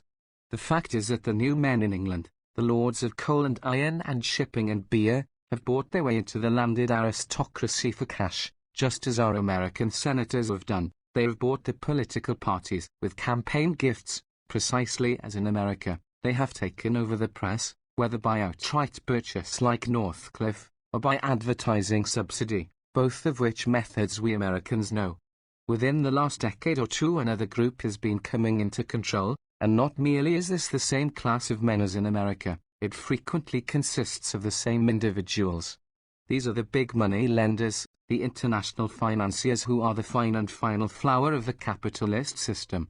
These gentlemen make the world their home, or, as Shakespeare puts it, their oyster. They know how to fit themselves to all environments. They are Catholics in Rome and Vienna, country gentlemen in London, bons vivants in Paris, Democrats in Chicago, socialists in Petrograd, and Hebrews wherever they are. And of course, in buying the English government, these new classes have bought the English church. Skeptics and men of the world as they are, they know that they must have a religion. They have read the story of the French Revolution, and the shadow of the guillotine is always over their thoughts. They see the giant of labor, restless in his torment, groping as in a nightmare for the throat of his enemy. Who can blind the eyes of this giant? Who can chain him to his couch of slumber? There is but one agent, without rival, the keeper of the holy secrets, the deputy of the almighty awfulness, the giver and withholder of eternal life. Tremble, slave. Fall down and bow your forehead in the dust. I can see in my memory the sight that thrilled my childhood, my grim old bishop, clad in his gorgeous ceremonial robes, stretching out his hands over the head of the new priest, and pronouncing that most deadly of all the Christian curses. Whose sins thou dost forgive, they are forgiven, and whose sins thou dost retain, they are retained. Bishops and beer. For example, the international Shylocks wanted the diamond mines of South Africa, wanted them more firmly governed and less firmly taxed than could be arranged with the old man of the Boers. So the armies of England were sent to subjugate the country.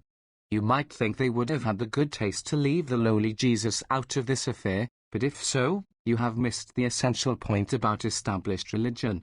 The bishops, priests, and deacons are set up for the populace to revere, and when the robber classes need a blessing upon some enterprise, then is the opportunity for the bishops, priests and deacons to earn their living. During the Boer War the bloodlust of the English clergy was so extreme that writers in the dignified monthly reviews felt moved to protest against it.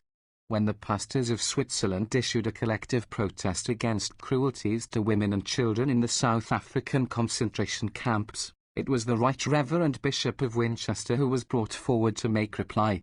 Nowadays all England is reading Bernhardi, and shuddering at Prussian glorification of war, but no one mentions Bishop Weldon of Calcutta, who advocated the Boer War as a means of keeping the nation virile, nor Archbishop Alexander, who said that it was God's way of making noble natures. The British God had other ways of improving nations, for example, the opium traffic. The British traders had been raising the poppy in India and selling its juice to the Chinese. They had made perhaps 100 million noble natures by this method, and also they were making $100 million a year. The Chinese, moved by their new virility, undertook to destroy some opium, and to stop the traffic, whereupon it was necessary to use British battleships to punish and subdue them. Was there any difficulty in persuading the established Church of Jesus to bless this holy war? There was not. Lord Shaftesbury, himself the most devout of Anglicans, commented with horror upon the attitude of the clergy, and wrote in his diary, "I rejoice that this cruel and debasing opium war is terminated. We have triumphed in one of the most lawless, unnecessary, and unfair struggles in the records of history, and Christians have shed more heathen blood in 2 years than the heathens have shed of Christian blood in 2 centuries. That was in 1843. For 70 years thereafter Bias England continued to force the opium traffic upon protesting China, and only in the last 2 or 3 years has the infamy been brought to an end. Throughout the long controversy the attitude of the Church was such that Li Hongchang was moved to assert in a letter to the Anti-Opium Society. Opium is a subject in the discussion of which England and China can never meet on a common ground. China views the whole question from a moral standpoint, England from a fiscal. And just as the Chinese people were poisoned with opium, so the English people are being poisoned with alcohol. Both in town and country, labour is sodden with it. Scientists and reformers are clamouring for restriction, and what prevents? Head in front of the opposition for a century, standing like a rock, has been the established Church. The Reverend Dawson Burns, historian of the early temperance movement, declares that among its supporters I cannot recall one Church of England minister of influence. When Asquith brought in his bill for the restriction of the traffic in beer, he was confronted with petitions signed by members of the clergy, protesting against the act. And what was the basis of their protest? That beer is a food and not a poison? Yes, of course, but also that there was property invested in brewing it, 332 clergy of the Diocese of Peterborough declared. We do strongly protest against the main provisions of the present bill as creating amongst our people a sense of grave injustice as amounting to a confiscation of private property, spelling ruin for thousands of quite innocent people, and provoking deep and widespread resentment, which must do harm to our cause and hinder our aims. I have come upon references to another and even more plain-spoken petition, signed by 1,280 clergymen, but wartime facilities for research have not enabled me to find the text. In Professor Henry C. Vedder's Jesus Christ and the Social Question, we read, "It was authoritatively stated a short time ago that Mr. Asquith's temperance bill was defeated in Parliament through the opposition of clergymen who had invested their savings in brewery stock, the profits of which might have been lessened by the bill. Also the power of the clergy, combined with the brewer, was sufficient to put through Parliament a provision that no prohibition legislation should ever be passed without providing for compensation to the owners of the industry. Today, all over America, appeals are being made to the people to eat less grain. The grain is being shipped to England, some of it to be made into beer, and a high Anglican prelate, His Grace the Archbishop of York, comes to America to urge us to increased sacrifices, and in his first newspaper interview takes occasion to declare that his church is not in favor of prohibition as a measure of wartime economy. Anglicanism and alcohol. This partnership of bishops and beer is painfully familiar to British radicals. They see it at work in every election, the publican confusing the voters with spirits, while the parson confuses them with spirituality. There are two powerful societies in England employing this deadly combination, the Anti-Socialist Union and the Liberty and Property Defence League. If you scan the lists of the organisers, directors and subsidisers of these satanic institutions, you find Tory politicians and landlords, prominent members of the higher clergy, and large-scale dealers in drunkenness. I attended in London a meeting called by the Liberty and Property Defence League, to listen to a denunciation of socialism by W. H. Mallock, a master sophist of Roman Catholicism. Upon the platform were a bishop and half a dozen members of the Anglican clergy, together with the secretary of the Federated Brewers Association, the secretary of the Wine, Spirit, and Beer Trade Association, and 3 or 4 other alcoholic magnates. In every public library in England and many in America you will find an assortment of pamphlets published by these organizations, and scholarly volumes endorsed by them, in which the stock misrepresentations of socialism are perpetuated. Some of these writings are brutal, setting forth the ethics of exploitation in the manner of the Reverend Thomas Malthus, the English clergyman who supplied for capitalist depredation a basis in pretended natural science. Said this shepherd of Jesus. A man who is born into a world already possessed, if he cannot get subsistence from his parents, and if society does not want his labor, has no claim of right to the smallest portion of food, and in fact has no business to be where he is. At nature's mighty feast there is no cover for him.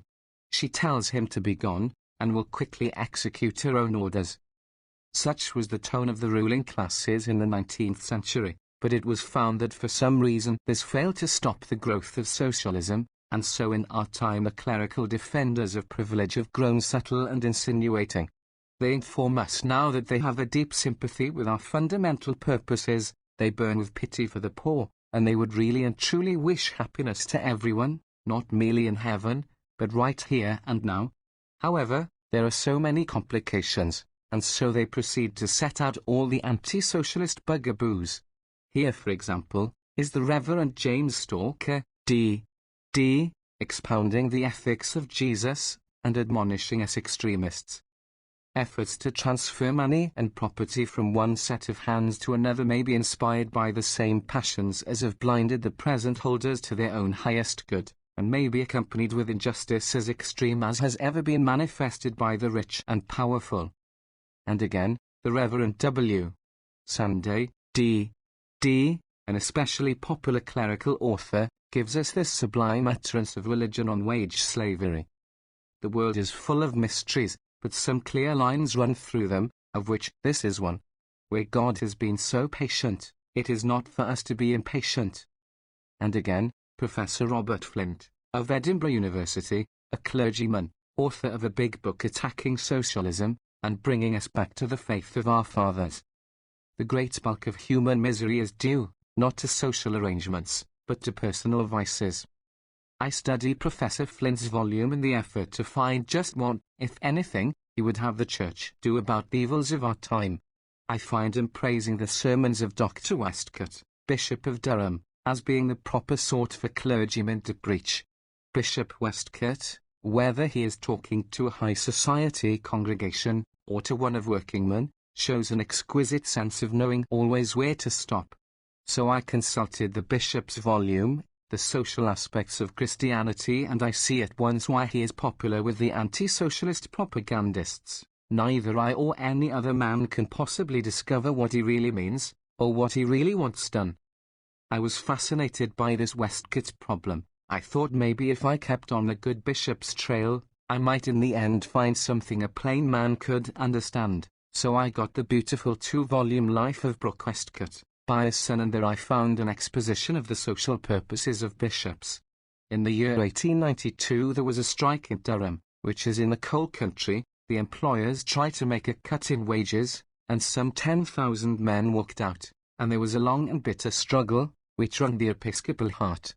There was much consultation and correspondence on episcopal stationery, and at last the masters and men were got together, with the bishop as arbitrator, and the dispute was triumphantly settled. How do you suppose?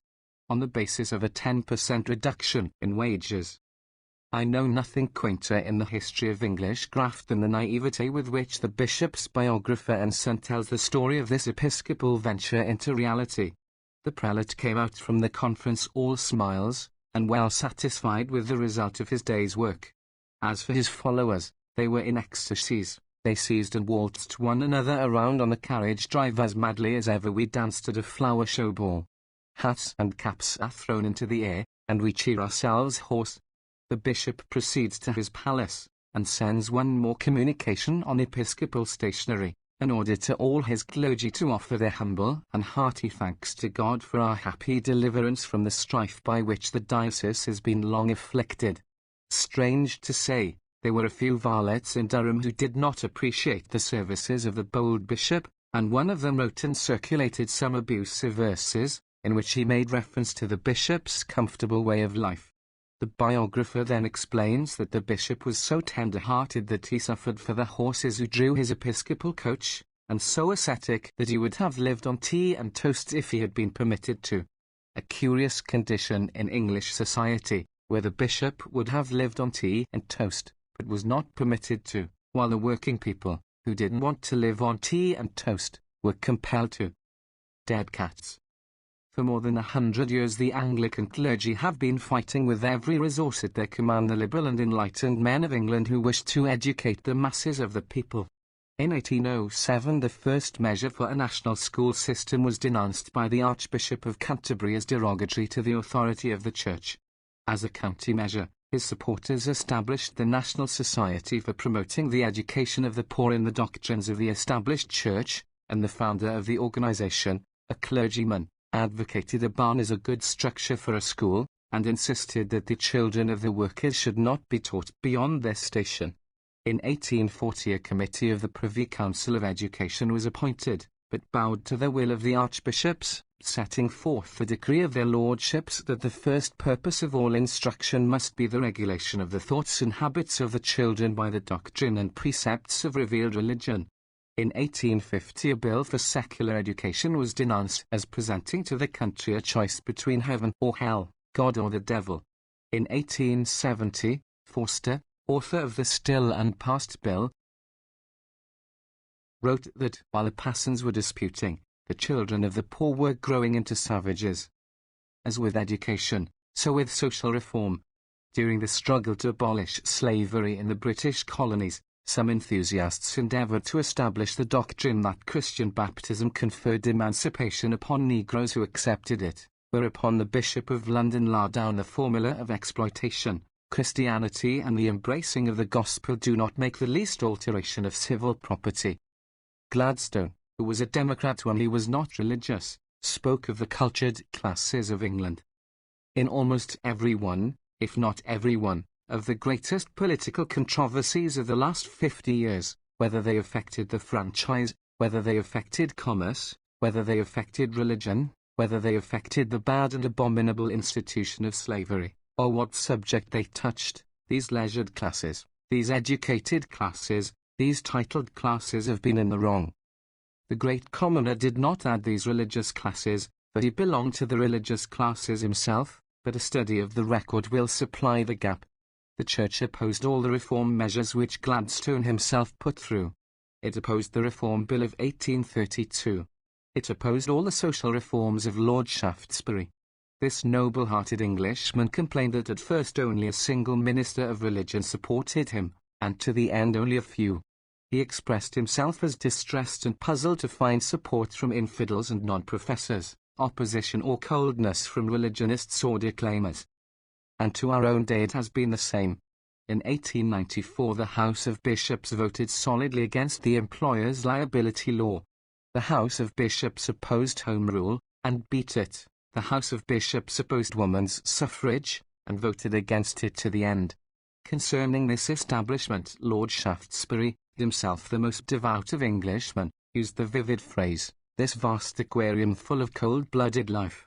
He told the bishops that he would give up preaching to them about ecclesiastical reform, because he knew that they would never begin. Another member of the British aristocracy, the Honourable George Russell, has written of their record and adventures. They were defenders of absolutism, slavery, and the bloody penal code. They were the resolute opponents of every political or social reform, and they had their reward from the nation outside Parliament. The Bishop of Bristol had his palace sacked and burnt. The Bishop of London could not keep an engagement to preach lest the congregation should stone him. The Bishop of Lichfield barely escaped with his life after preaching at Street's Brides, Fleet Street. Archbishop Howley, entering Canterbury for his primary visitation, was insulted, spat upon, and only brought by a circuitous route to the deanery, amid the execrations of the mob. On the 5th of November the bishops of Exeter and Winchester were burnt in effigy close to their own palace gates. Archbishop Howley's chaplain complained that a dead cat had been thrown at him, when the archbishop, a man of apostolic meekness, replied, "You should be thankful that it was not a live one." The people had reason for this conduct, as you will always find they have, if you take the trouble to inquire. Let me quote another member of the English ruling classes, Mr. Conrad Nowell, who gives an instance of the procedure of church and state about this period.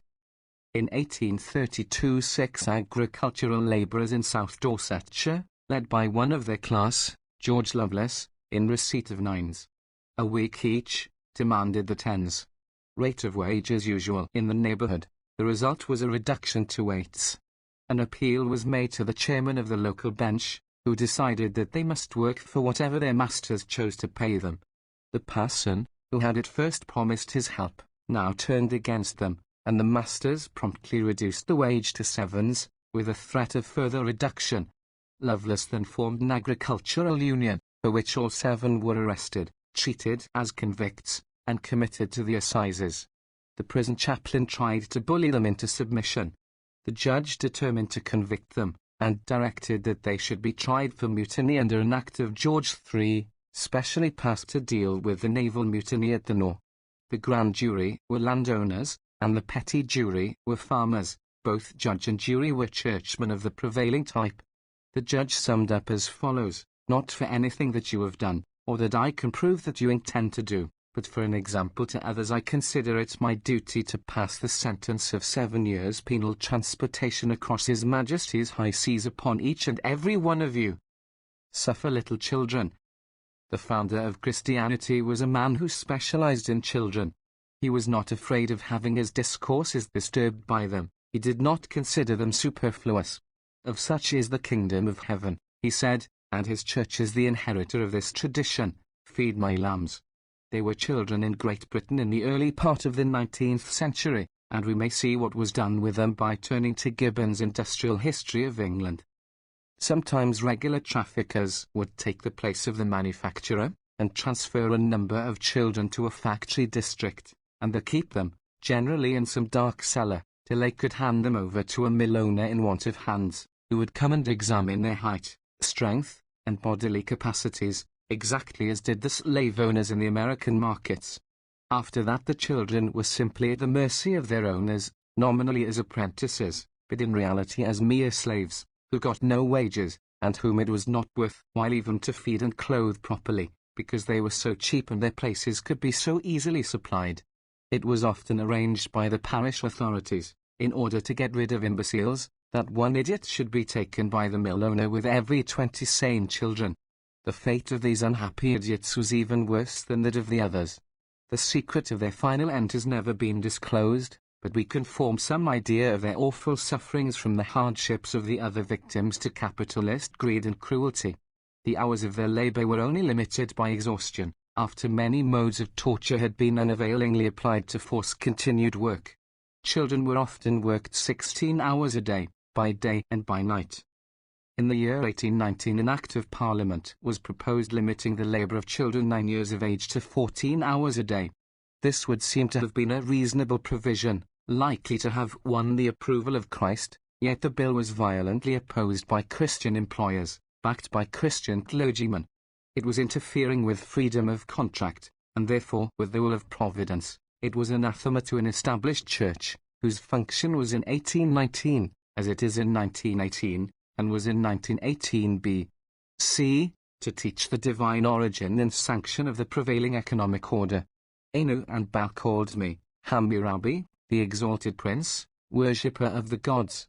So begins the oldest legal code which has come down to us, from 2250 B.C., and the coronation service of the English Church is made whole out of the same thesis. The duty of submission, not merely to divinely chosen king, but to divinely chosen landlord and divinely chosen manufacturer, is implicit in the Church's every ceremony, and explicit in many of its creeds.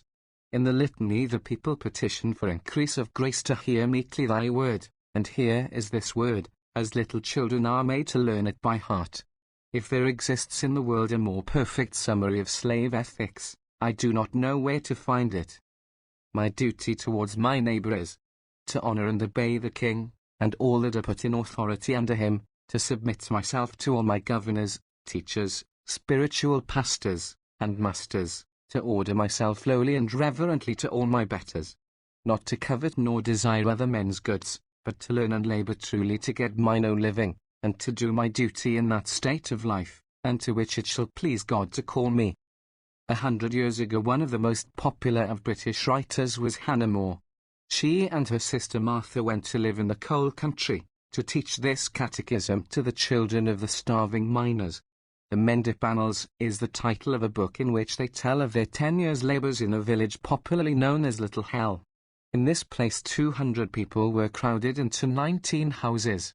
There is not one creature in it that can give a cup of broth if it would save a life. In one winter 18 perished of a putrid fever, and the clergyman could not raise a sixpence to save a life. And what did the pious sisters make of all this? From cover to cover you find in the Mendip Annals no single word of social protest, not even of social suspicion. That wages of £1 a day might have anything to do with moral degeneration was a proposition beyond the mental powers of England's most popular woman writer. She was perfectly content that a woman should be sentenced to death for stealing butter from a dealer who had asked what the woman thought too high a price. When there came a famine, and the children of these mine slaves were dying like flies, Hannah More bade them be happy because God had sent them her pious self. In suffering by the scarcity, you have but shared in the common lot, with the pleasure of knowing the advantage you have had over many villages in your having suffered no scarcity of religious instruction. And in another place she explained that the famine was caused by God to teach the poor to be grateful to the rich. Let me remind you that probably that very scarcity has been permitted by an all-wise and gracious providence to unite all ranks of people together, to show the poor how immediately they are dependent upon the rich, and to show both rich and poor that they are all dependent upon himself. It has also enabled you to see more clearly the advantages you derive from the government and constitution of this country, to observe the benefits flowing from the distinction of rank and fortune, which has enabled the high to so liberally assist the low. It appears that the villagers were entirely convinced by this biased reasoning, for they assembled one Saturday night and burned an effigy of Tom Paine. This proceeding led to a tragic consequence, for one of the common people, known as Robert, was overtaken by liquor, and was unable to appear at Sunday school next day. This fall from grace occasioned intense remorse in Robert. It preyed dreadfully upon his mind for many months, records Martha More, and despair seemed at length to take possession of him.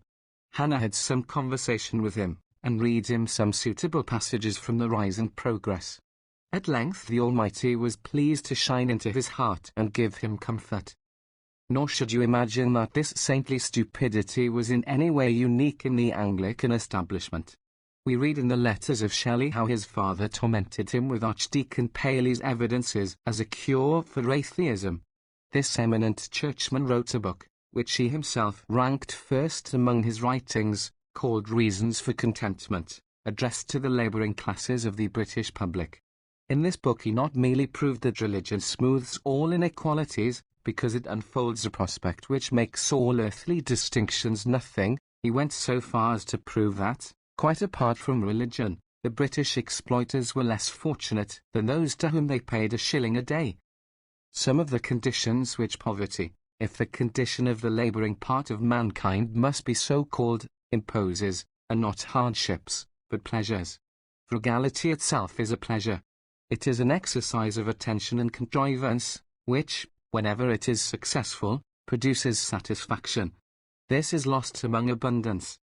And there was William Wilberforce, as sincere a philanthropist as Anglicanism ever produced, an ardent supporter of Bible societies and foreign missions, a champion of the anti-slavery movement, and also of the ruthless combination laws, which denied to British wage slaves all chance of bettering their lot. Wilberforce published a practical view of the system of Christianity, in which he told unblushingly what the Anglican establishment is for. In a chapter which he described as the basis of all politics, he explained that the purpose of religion is to remind the poor that their more lowly path has been allotted to them by the hand of God, that it is their part faithfully to discharge its duties, and contentedly to bear its inconveniences, that the objects about which worldly men conflict so eagerly are not worth a contest, that the peace of mind, which religion offers indiscriminately to all ranks, affords more true satisfaction than all the expensive pleasures which are beyond the poor man's reach, that in this view the poor have the advantage, that if their superiors enjoy more abundant comforts, they are also exposed to many temptations from which the inferior classes are happily exempted, that, having food and raiment, they should be therewith content, since their situation in life, with all its evils, is better than they have deserved at the hand of God, and finally, that all human distinctions will soon be done away, and the true followers of Christ will all, as children of the same Father, be alike admitted to the possession of the same heavenly inheritance. Such are the blessed effects of Christianity on the temporal well-being of political communities. The Court Circular. The Anglican system of submission has been transplanted intact to the soil of America. When King George III lost the sovereignty of the colonies, the bishops of his divinely inspired church lost the control of the clergy across the seas, but this revolution was purely one of church politics. In doctrine and ritual the Protestant Episcopal Church of America remained in every way Anglican. The little children of our free republic are taught the same slave catechism, to order myself lowly and reverently to all my betters. The only difference is that instead of being told to honor and obey the king, they are told to honor and obey the civil authority. It is the Church of Good Society in England, and it is the same in Boston, New York, Philadelphia, Baltimore, Washington, Charleston.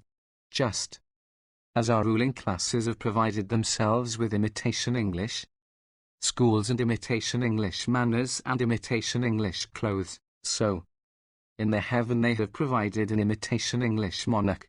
I wonder how many Americans realize the treason to democracy they are committing when they allow their children to be taught a symbolism and liturgy based upon absolutist ideas.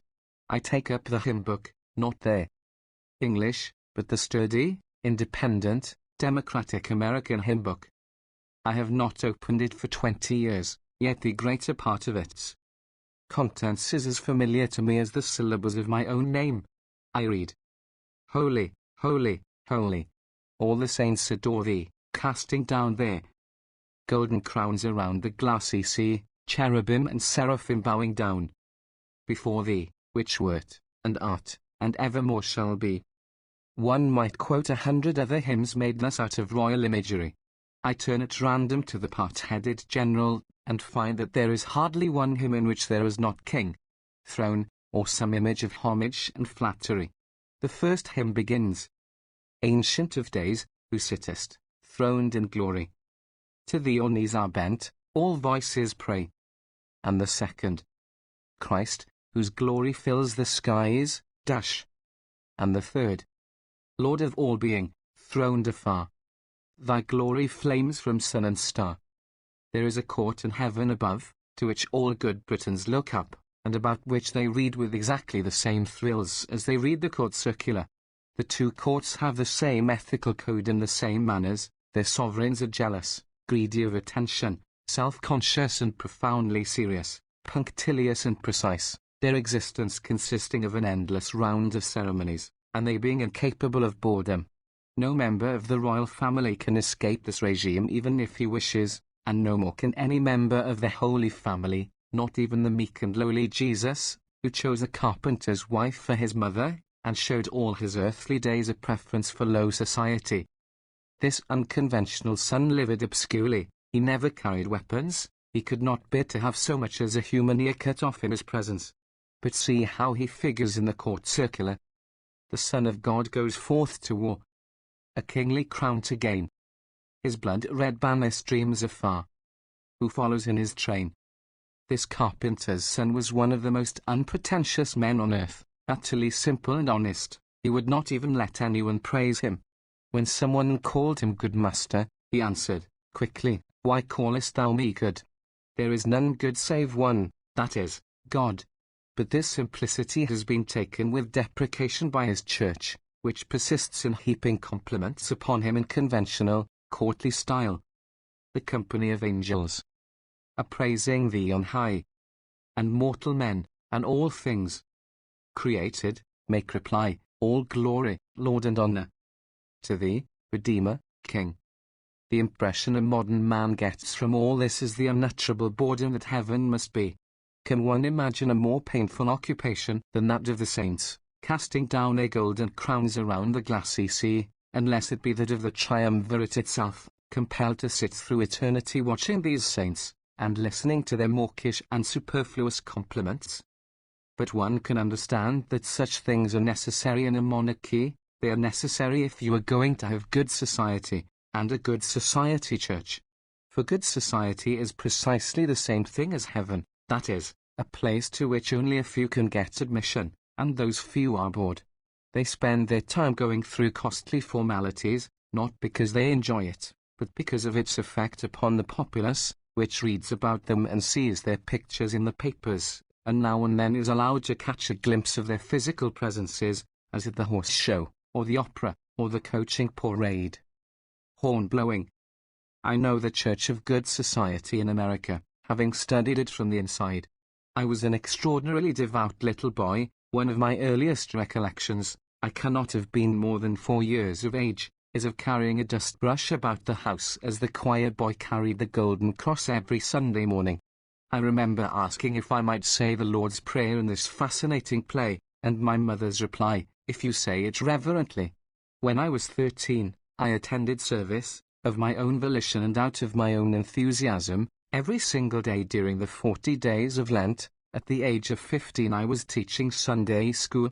It was the Church of the Holy Communion, at 6th Avenue and 20th Street, New York, and those who know the city will understand that this is a peculiar location, precisely halfway between the homes of some of the oldest and most august of the city's aristocracy, and some of the vilest and most filthy of the city's slums.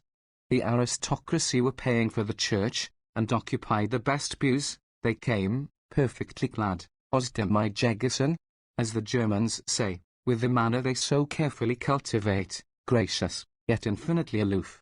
The service was made for them, as all the rest of the world is made for them. The populace was permitted to occupy a fringe of vacant seats. The assistant clergyman was an Englishman, and a gentleman, orthodox, yet the warmest man's heart I have ever known.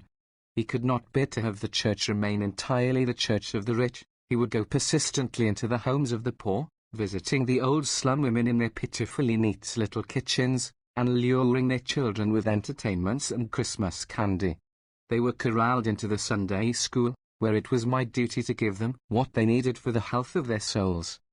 I taught them out of a book of lessons, and one Sunday it would be Moses in the bulrushes, and next Sunday it would be Jonah and the whale, and next Sunday it would be Joshua blowing down the walls of Jericho. These stories were reasonably entertaining, but they seemed to me futile, not to the point. There were little morals tagged to them, but these lacked relationship to the lives of little slum boys. Be good and you will be happy. Love the Lord and all will be well with you, which was about as true and as practical as the procedure of the Fijians, blowing horns to drive away a pestilence. I had a mind, you see, and I was using it. I was reading the papers, and watching politics and business. I followed the fates of my little slum boys, and what I saw was that Tammany Hall was getting them.